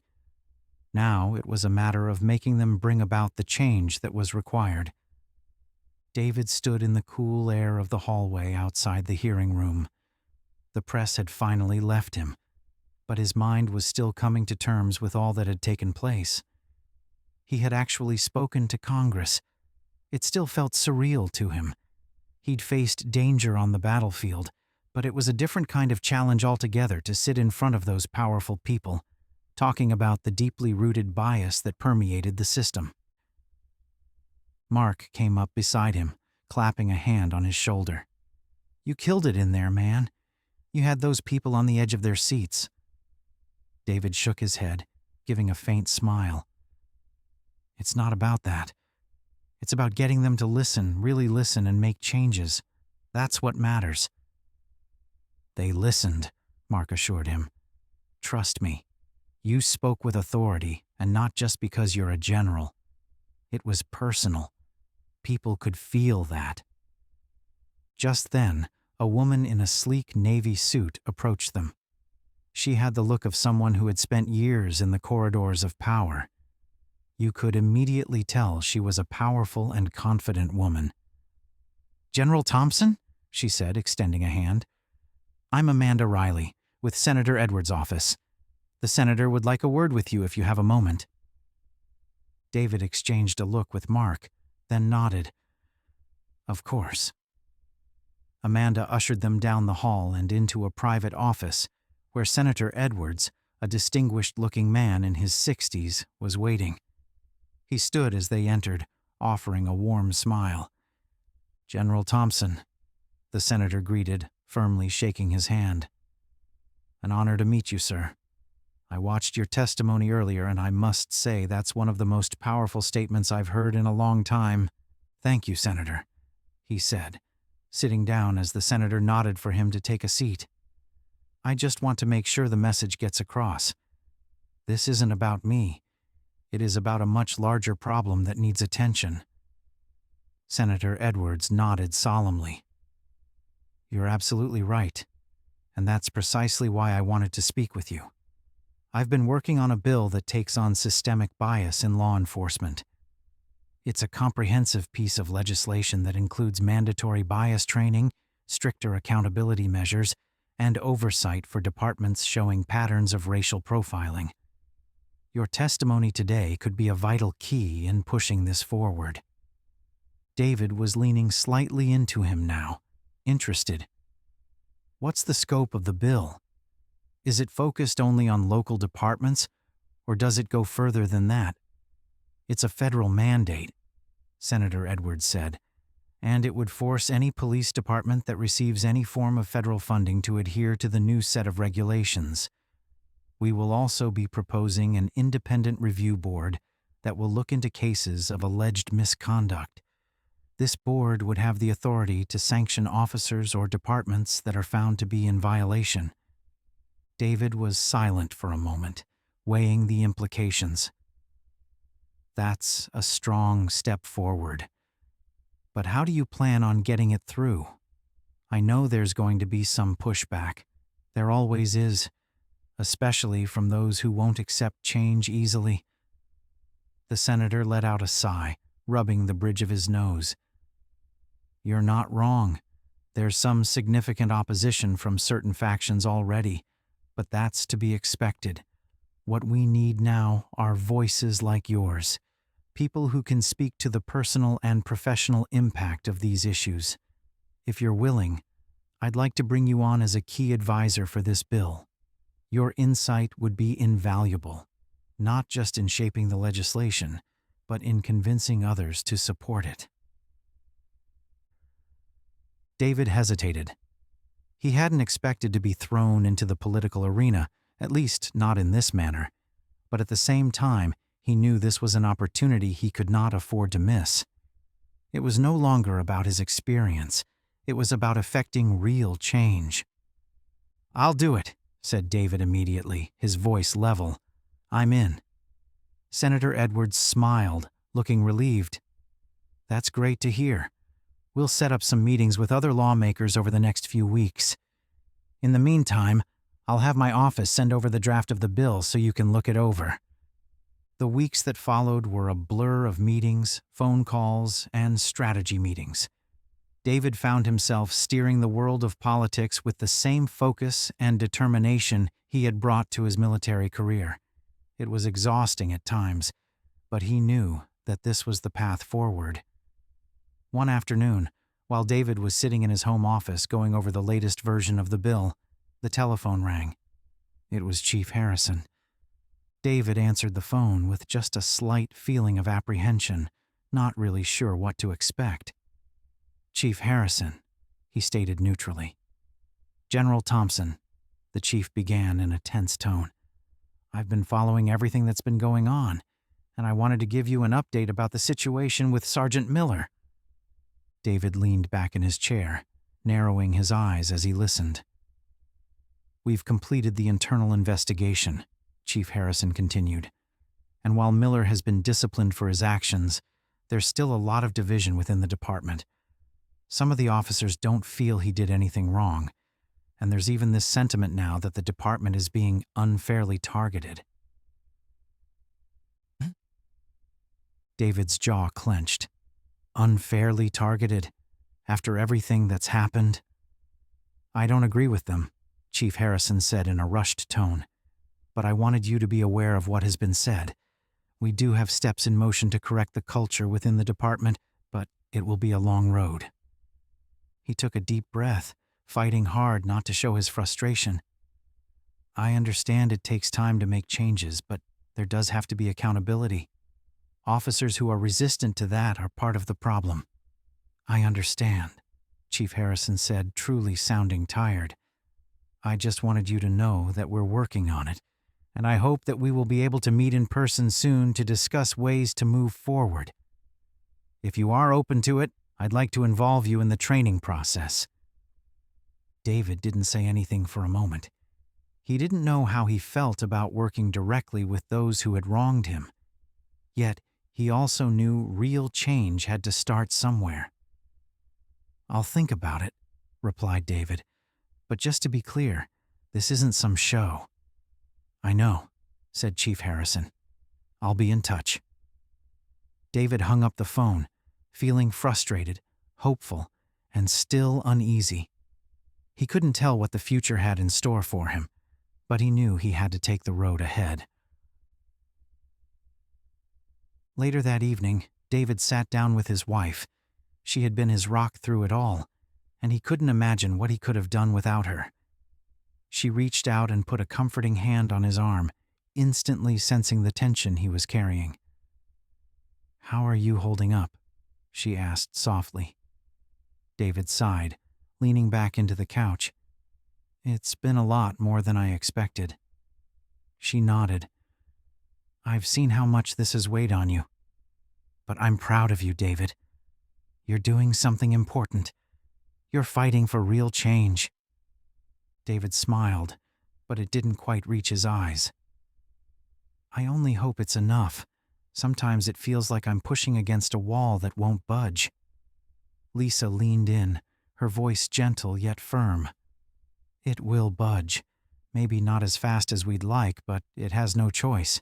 It will. You've already started something, and that's what matters most." David took her hand, grateful for her unwavering support. "Thanks. I don't know what I'd do without you." She smiled, squeezing his hand. "You'd keep fighting, just like you always have. Because that's who you are." David nodded, the words sinking in.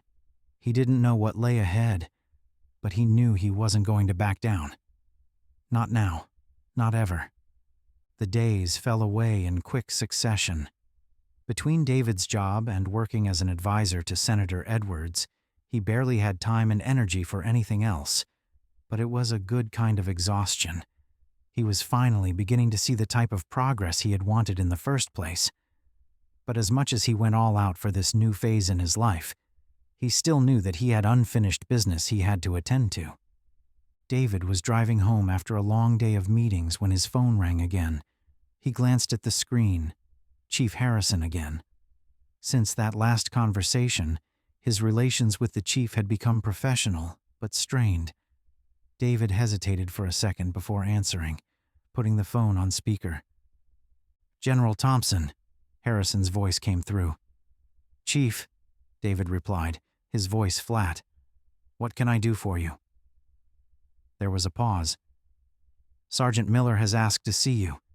He wishes to apologize in person." David's hand tightened on the steering wheel. He didn't know how he felt about this new information. He couldn't tell if it was anger or disbelief. "He wants to apologize?" David replied. "Yes," he replied. "I think that it would do both of you good. Clear the air." "Clear the air?" David returned, his voice again tinged with doubt. "You feel that an apology will make what he did all right?" Harrison sighed. "I'm not saying that. I said that it might bring some closure. For both of you." David couldn't think of how to answer the captain. Part of him didn't want to give Miller any satisfaction from a face-to-face meeting. But another part of him understood that the only way to move past it was to face the problem head-on. Hearing Miller's apology might bring some kind of closure. "All right," David said finally. "I'll meet him. But this isn't about clearing the air, Chief. It's about accountability." "Understood," Harrison replied, almost as if a weight had been lifted off his shoulders. "We can set it up for tomorrow at the station. Does that work for you?" David nodded, though Harrison couldn't see him. "Yeah, I'll be there." David entered the police station for the first time since his arrest. It was just like he remembered. The flickering fluorescent lights and sterile environment flooded his mind with memories he didn't want to think of. Mark had offered to come along, but David declined. This was something he needed to handle on his own. Chief Harrison greeted him at the front door. "David, thanks for coming." David nodded to him, but didn't waste time on small talk. His mind was preoccupied with how this meeting would end. "He's waiting for you in the interrogation room," Harrison said, gesturing the way. As they walked down the hall, officers looked up at David, some curiously, others uncomfortably. His presence here was a reminder of their department's failings, and he could feel the weight of their stares. When they finally reached the room, Harrison stopped at the door. "I'll be right outside if you need anything," he said, stepping aside to let David in. David stepped into the small, stark room, and there he was, Sergeant Miller. It was a different man from the one he had come to know. Where was his usually confident, even arrogant air? He was smaller, somehow, with a stiffness in his stance, and his hands clasped together in his lap. David remembered Miller's cold and calculated eyes, but as he looked to meet his gaze, he found his eyes clouded with something David had not expected: doubt. "General Thompson," Miller began, rising as David entered. David didn't offer his hand. He merely nodded and took the chair opposite the sergeant. "Sergeant." For a moment there was an awkward silence. Miller shifted uncomfortably in his chair, clearly trying to figure out how to start. Miller started before his voice stammered to a stop. "I owe you an apology. A real one." David leaned back in his chair, crossing his arms over his chest. "Go on." Miller swallowed and looked down at his hands. "That day, I was wrong. That night, I immediately assumed you were up to no good because of your race. I wasn't really listening to you. I was too involved in what I thought to be proper, and I let my prejudices decide my actions. I know that now." David stared at him, his face blank. He had heard apologies like this before, shallow words spoken more out of guilt than genuine remorse. He wasn't sure yet where Miller's apology fell on that spectrum. "I've been doing an awful lot of thinking since the investigation," Miller said. "I've been going through the bias training, and I realize now just how deep my prejudices run. It's tough to admit, but I was part of the problem." David leaned forward, his tone low and steady. "You didn't just make an error, Miller. You abused authority. You let your biases decide that action, and it very well could have ruined me. Do you understand that?" Miller nodded again, though his eyes stayed fastened to the table. "I do. I'm ashamed of how I acted. I know I can't take it back, but I want to try to make things right." David's head tilted slightly. "And how do you plan to do that?" Miller looked up, his eyes finally meeting David's for the first time. "I don't know, but I want to try. I want to be part of the change." For a long moment David said nothing. He had expected maybe to feel a surge of anger or even satisfaction at hearing Miller admit his faults, but all he felt was this deep feeling of sadness. "You can start by taking responsibility for your actions," David said quietly. "Not just to me, but to yourself, to your fellow officers, to this department. You need to make sure this doesn't happen again." Miller nodded, his expression serious. "I will, I swear." David rose, his mind made up. "Apologies are words, Miller. It's what you do next that matters." Miller rose too, both relieved and worried. "I understand." With that, David turned and exited the room. Chief Harrison was there waiting just outside, as he had promised. "How did it go?" Harrison asked. David took a moment to give his reply. "He said what he needed to say. Now we'll see if his actions match his words." Harrison nodded with a thoughtful appearance. "I hope they will." David gave him a curt nod and made his way toward the exit. The officers in the station either looked away or gave him tight-lipped smiles. But as he pushed open the door and stepped out into the fresh air, a sense of closure washed over him. He hadn't forgiven Miller, not yet. Confronting him was a necessary action, a step toward healing for David. That evening, David sat on his back porch, watching the sun dip below the horizon. His wife joined him, handing him a glass of iced tea. "How did it go?" she asked, taking a seat beside him. David exhaled, taking a sip of the cool drink. He apologized. Said he's ashamed of what he did. But I told him it's not about the apology, it's about what he does next. She nodded reflectively. "Do you think he'll change?" David stared out at the darkening sky. His expression was calm. "I don't know, I hope so. But it's not about him. It's about the system that let him get away with it for so long. That's what needs to change." As the evening got darker, David remembered the fight was far from over, but he would be ready for whatever came next.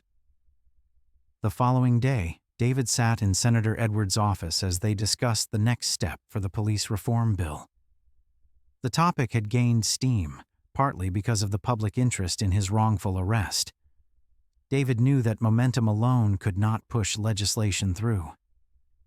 "David, I have to say, you've been instrumental in keeping this conversation alive," Senator Edwards replied, easing back into his leather chair.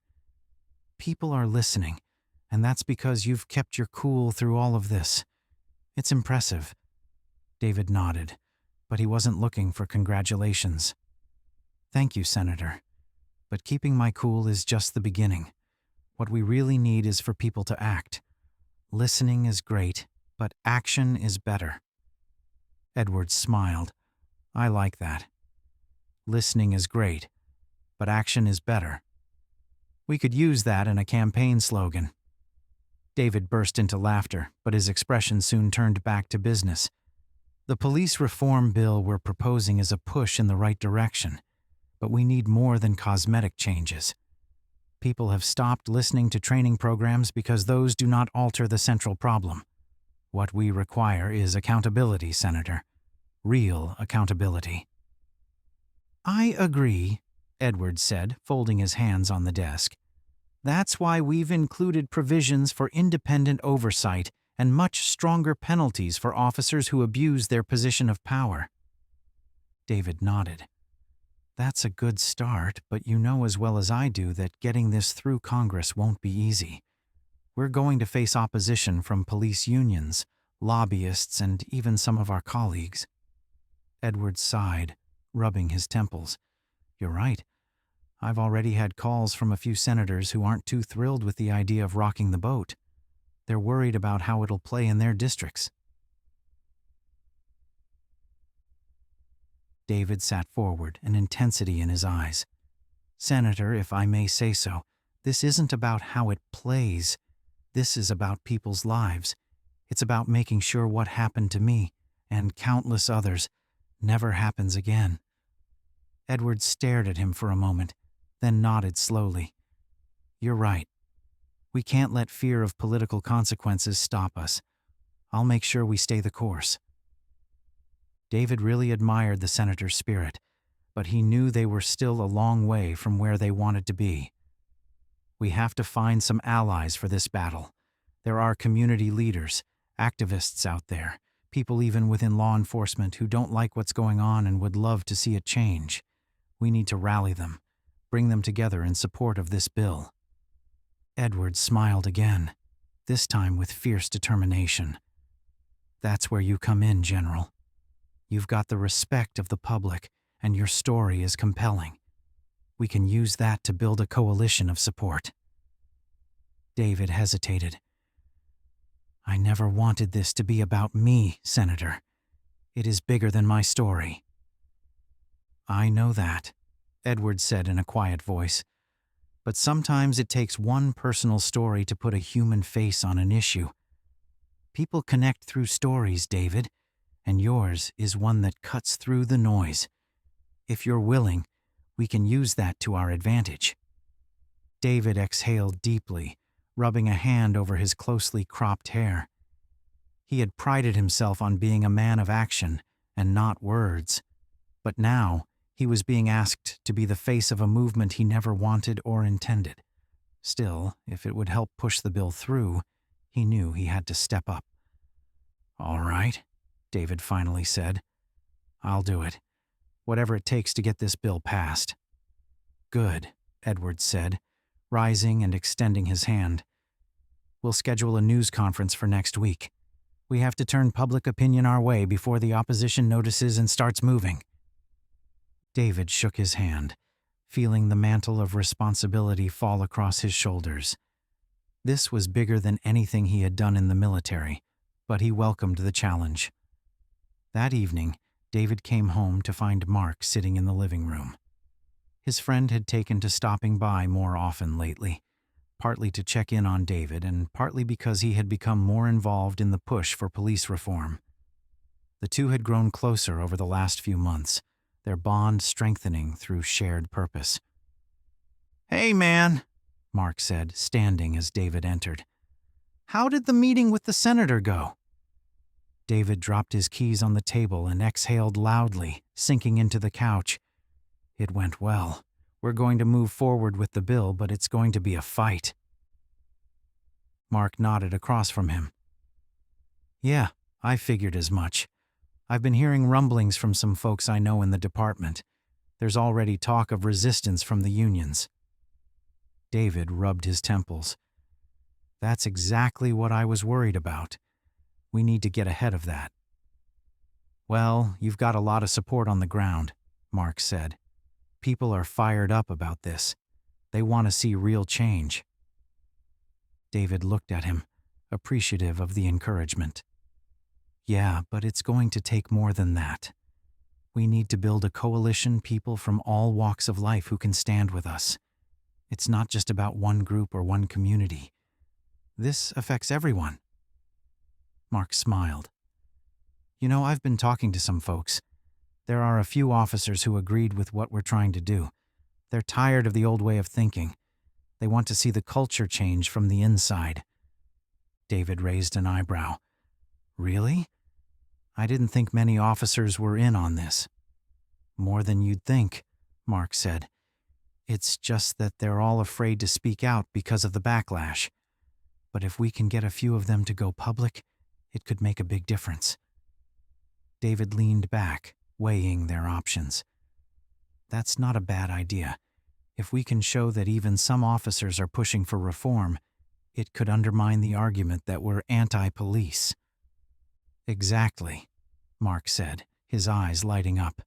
"And I know just the people to talk to.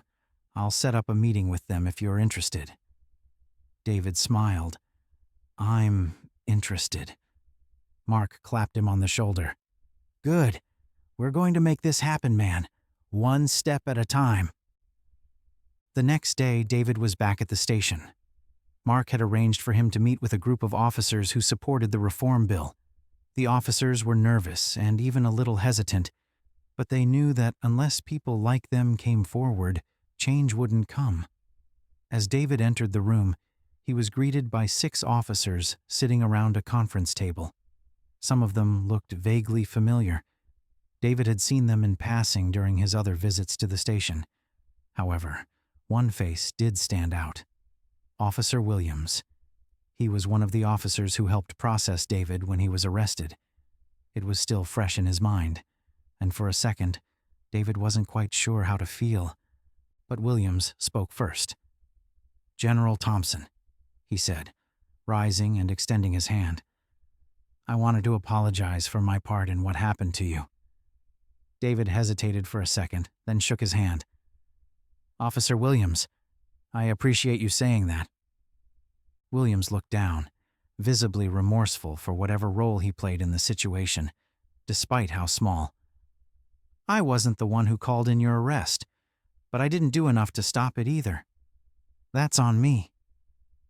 David nodded, appreciative of the honesty in his tone. "It takes guts to admit that.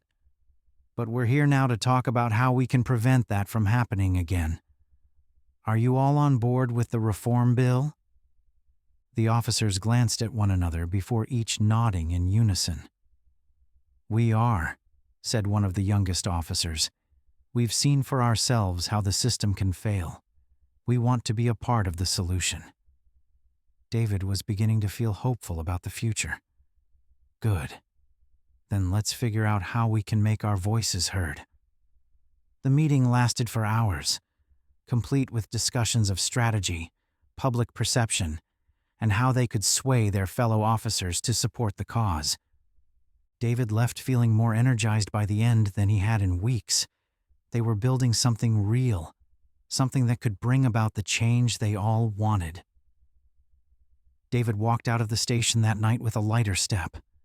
The road ahead was still long, and opposition could be expected to be fierce, but for the first time, he felt they were really making progress. He pulled out his cell phone and dialed his wife. "Hey," he said, "I think we're finally getting somewhere." As the days passed, David's determination to push forward with the police reform bill only grew stronger, but so did the opposition. By the end of the week, the media was buzzing with opinions, interviews, and commentary from all sides. While many community leaders, activists, and even some politicians backed the bill, the resistance was fierce, primarily from police unions, conservative lawmakers, and those who believed the bill would tie the hands of law enforcement. David sat at his kitchen table, reading through a stack of newspapers and online articles. Headline after headline highlighted the mounting controversy. Police unions rally against reform. This bill is an attack on officers. He let out a frustrated sigh as his wife entered the room, holding 2 cups of coffee. She placed one in front of him, her eyes scanning the articles over his shoulder. "Looks like the opposition's getting louder," she said, sitting down beside him. David took a sip of his coffee. "Yeah, I knew it was coming, but it doesn't make it any easier to read." She offered him a smile. "You didn't expect them to roll over and accept the changes, did you?" "No, of course not," David replied, setting the cup down. "But the way they're framing this, it's like we're the enemy, like we're trying to destroy the police, when all we're asking for is accountability and fairness." Lisa reached out and touched his hand. "They're scared, David. They're scared of losing power, scared of being held accountable. But that doesn't mean we stop fighting." David nodded. "You're right, but it's going to be a tough fight, especially with the unions involved. They've got money, influence, and they're not afraid to use it." As if on cue, David's phone buzzed on the table. He glanced at the screen. Mark was calling. "Mark, what's up?" David answered, putting the phone on speaker so his wife could hear. "You're not going to believe this." Mark's voice crackled through the line. "The police union's holding a press conference this afternoon. They're coming out hard against the bill." David sighed. "I figured they would." "Do you know what they're going to say?" "Pretty much the usual," Mark replied. "They're framing it as an anti-police bill, saying it'll make officers afraid to do their jobs. They're pushing the narrative that it'll lead to more crime and less public safety." David leaned back in his chair. "This is precisely what we need to counter. We have to make it clear that this isn't about handcuffing the police. It's about holding the bad actors accountable so that the good officers can do their jobs without the stigma." "I agree," Mark said. "But the problem is, they've got the louder voice right now. The media's all over this press conference. If we don't respond, they're going to control the narrative." David was quiet for a moment, thinking. "Then we'll respond. We can't let them dictate how this plays out." "How?" Mark asked. "Do we call our own press conference?" "Not yet," David said. "We need to be smart about this. If we go head-to-head with them right away, it's just going to turn into a shouting match. We need to gather more support first. Public support, community leaders, other officers who believe in this reform." Mark was silent for a moment before speaking again. "All right. I'll start reaching out to some of the people we talked about. See if they're willing to go public with their support." "Good," David said. "We'll need all the allies we can get."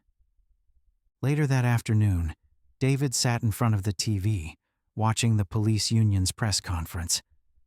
The union president, a huge man with a graying mustache, stood at a podium surrounded by uniformed officers. His voice boomed as he addressed the cameras. This so-called reform bill is nothing more than an attack on the brave men and women who put their lives on the line every day to protect our communities, the union president declared. It's an insult to law enforcement, and it's going to lead to chaos in our streets. Officers will be afraid to do their jobs, and crime will skyrocket as a result. We cannot and will not stand by and allow this bill to pass. The crowd behind him nodded and murmured in agreement, and David could feel the tension building in his chest. It was infuriating to see the union twist the narrative, making it seem as though accountability and reform were synonymous with anti-police sentiment. He glanced at his wife, who sat beside him, shaking her head in frustration. "I can't believe they're framing it like this," she muttered. "It's so dishonest." David clenched his jaw. "They're doing what they always do, playing on fear, making it seem like any change will lead to chaos." The union president continued, his tone growing more impassioned. "We call on all lawmakers to reject this dangerous bill and stand with law enforcement. We will not be silenced, and we will not allow our officers to be scapegoats for the system's failures." As the press conference ended, David turned off the TV, his mind racing with thoughts of what to do next. He knew that the union's words would resonate with many people, particularly those who already distrusted reform efforts, but he couldn't let their message dominate the conversation. "We need to respond, and soon," David said, pacing the room. "But it has to be the right response, something that counters their fear-mongering with facts and reason." His wife stood and crossed her arms, thinking. "We need to show the public that this bill isn't about hurting the police. It's about making things safer for everyone, including officers. If we can get some police officers to speak out in favor of the bill, that would go a long way." David stopped pacing and turned to her. "You're right. If we can show that there are officers who support the bill, it'll undermine the union's argument that it's anti-police." She nodded. "And we need to highlight the voices of the communities most affected by police misconduct. People need to hear directly from those who have been hurt by the system and who are pushing for change." David picked up his phone and dialed Senator Edwards. "David," the senator's voice came through the speaker, sounding concerned. "Did you see the press conference?" "I did," David replied, his tone calm. "We need to act fast," Edwards replied. "The union's message is gaining traction. If we don't counter it soon, they'll dominate the narrative." "I agree," David said. "I've been talking with my team.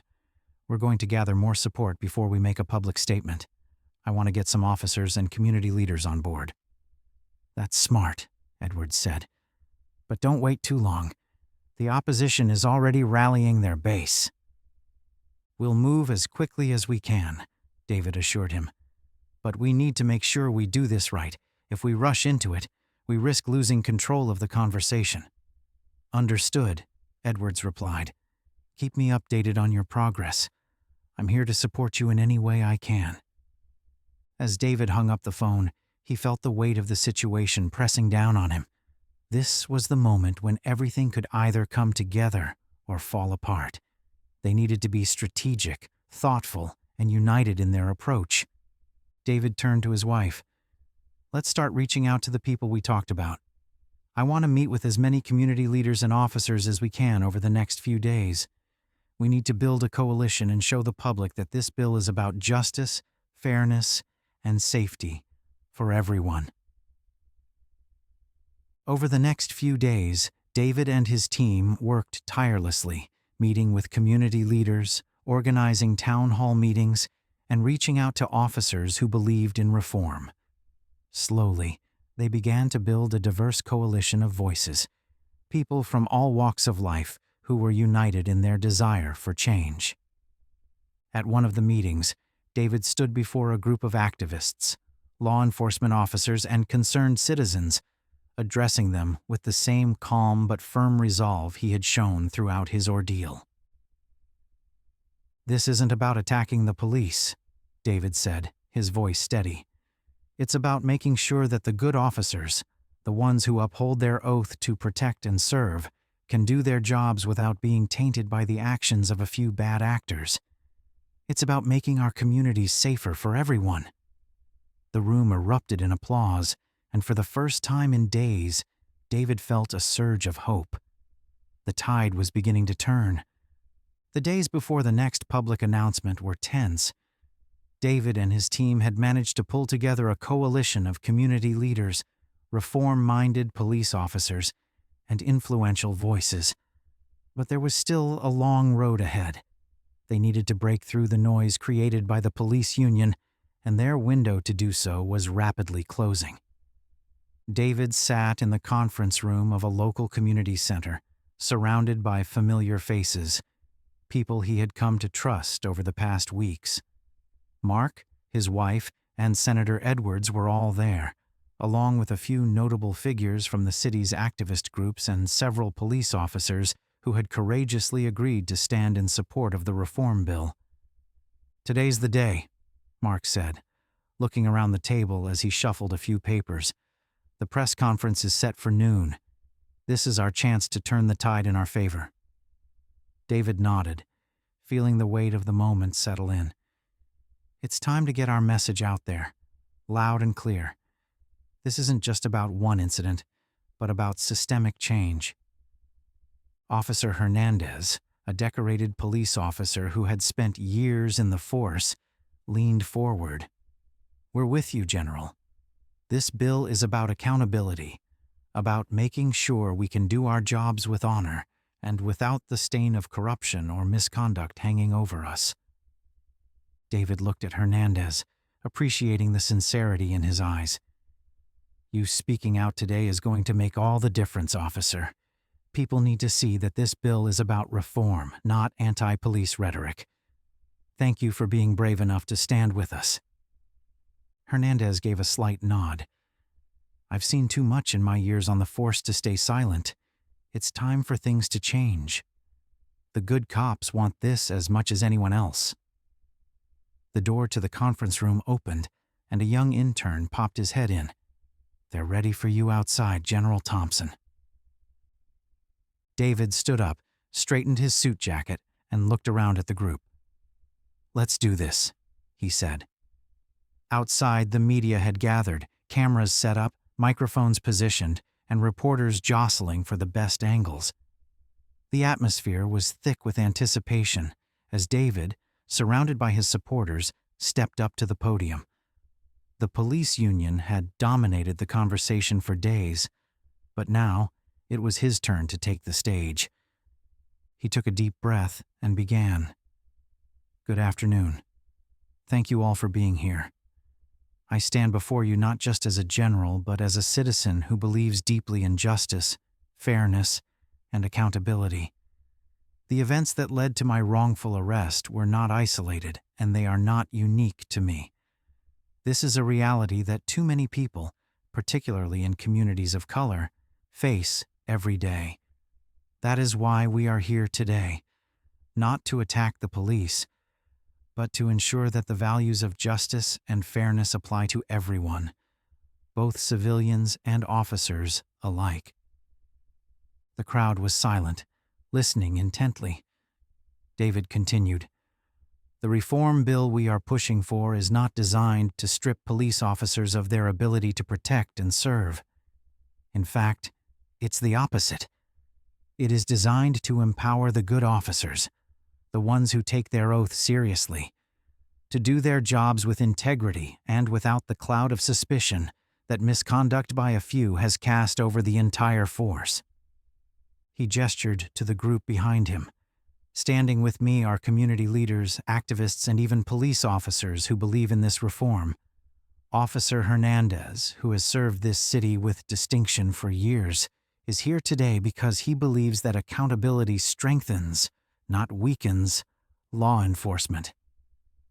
Officer Hernandez stepped forward to the microphone.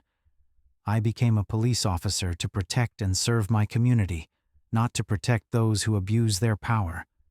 The reform bill General Thompson is advocating for will ensure that officers who dishonor the badge are held accountable, and that the good officers, who risk their lives every day, are supported and respected. This bill is about trust, restoring the trust between the police and the communities we serve. The cameras flashed and murmurs rippled through the crowd. Hernandez's words carried weight, especially coming from someone within the law enforcement community. David stepped back to the microphone. This isn't about division. It's about unity, about ensuring that our justice system works for everyone. I urge the public to support this bill, not just for me, but for all those who have been wronged by the system, and for all the officers who want to do their jobs with dignity and honor. As David finished his speech, the applause and reception of the speech were strong as people clapped for him. The reporters scrambled to ask questions, their microphones stretching toward the podium. But David remained calm, fielding each question with grace. Later that evening, David, Lisa, and Mark gathered around the television, watching the news coverage of the press conference. The media had picked up on the story, with headlines starting to shift in their favor. General Thompson's coalition gains momentum. Police officers join call for reform. David leaned back on the couch, his face showing a mixture of relief and exhaustion. "It's a start," he said quietly. Mark nodded. The press conference was a success, and Hernandez's speaking out was a game changer. The narrative is starting to shift. His wife smiled softly. "You did it, David. People are listening."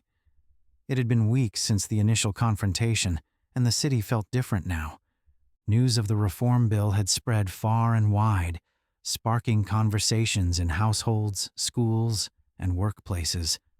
Some applauded the efforts to hold law enforcement accountable, while others remained skeptical, clinging to the belief that such changes might threaten the very foundation of law and order.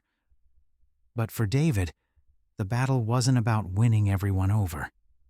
It was about ensuring justice and fairness, no matter how uncomfortable the truth might be. The night of the final hearing had been long and emotionally draining. The bill had passed, with enough lawmakers standing behind it to fend off the last-minute amendments that had threatened to water it down. It wasn't perfect. There was still so much more to do, but it was a victory, a solid step in the right direction.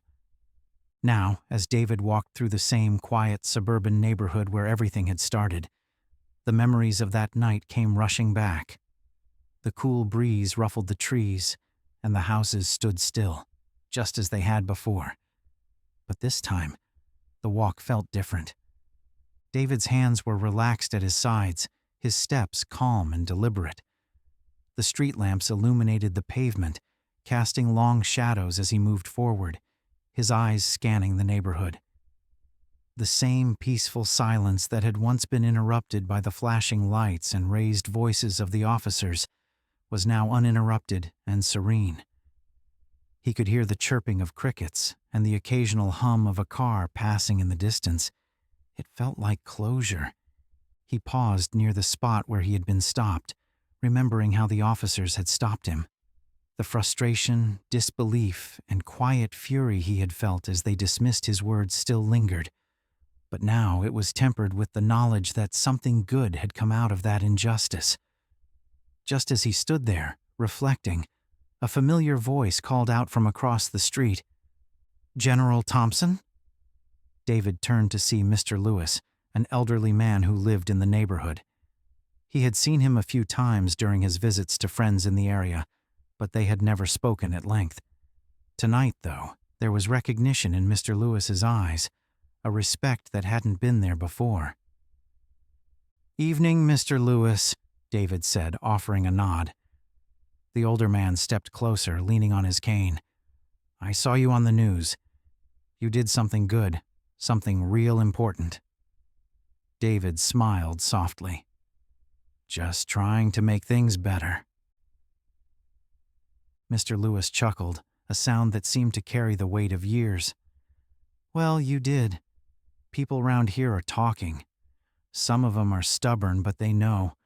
They know things need to change. David appreciated the sentiment. Thank you. That means a lot. There was a brief silence between them, filled with the sound of the night. Then Mr. Lewis spoke again, his voice quieter, more personal. I lived through worse, you know. Back in the day, you didn't argue. You didn't fight back, 'cause you knew what would happen. Seeing you stand up like that, well, it gives an old man hope. David met his gaze, feeling the sincerity in the man's words. It's not just about me. There are a lot of people fighting for change. This is just one step. Mr. Lewis nodded slowly. One step's all it takes to start a journey. David smiled again, a warmth spreading through his chest. Take care of yourself, Mr. Lewis. You too, General. And don't stop walking. With that, Mr. Lewis turned and made his way back to his house, leaving David standing there, his thoughts heavy yet clear. This time, as David resumed his stroll, there were no flashing lights, no accusations, no tension in the air. He was just a man taking a walk in a neighborhood. His phone buzzed in his pocket, but he ignored it for now. He wanted this moment to last, to savor the peace that had been so elusive not too long ago. Each step felt like a reclaiming of space, a quiet declaration that he belonged here, just as much as anyone else. As he continued walking, his mind wandered to the future. He knew that the fight wasn't over. The reform bill was just the beginning, a foundation upon which more work could be built.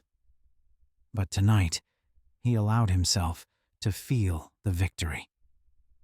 To acknowledge that standing up to injustice, no matter how difficult, was always worth it. He passed by houses with porch lights on, the soft glow giving the street an almost dreamlike quality. He imagined families inside, some of whom might have watched his journey unfold on the news, some who may have been indifferent or even opposed to it. But it didn't matter. Change was happening, and it was unstoppable. As he neared the end of the street, a familiar sense of pride welled up inside him. Not the pride of rank or accolades, but the quiet, deep pride of knowing he had stayed true to himself, even when the world had tried to reduce him to a stereotype. He had faced down prejudice, not with anger, but with conviction. He had turned a moment of humiliation into a movement for justice.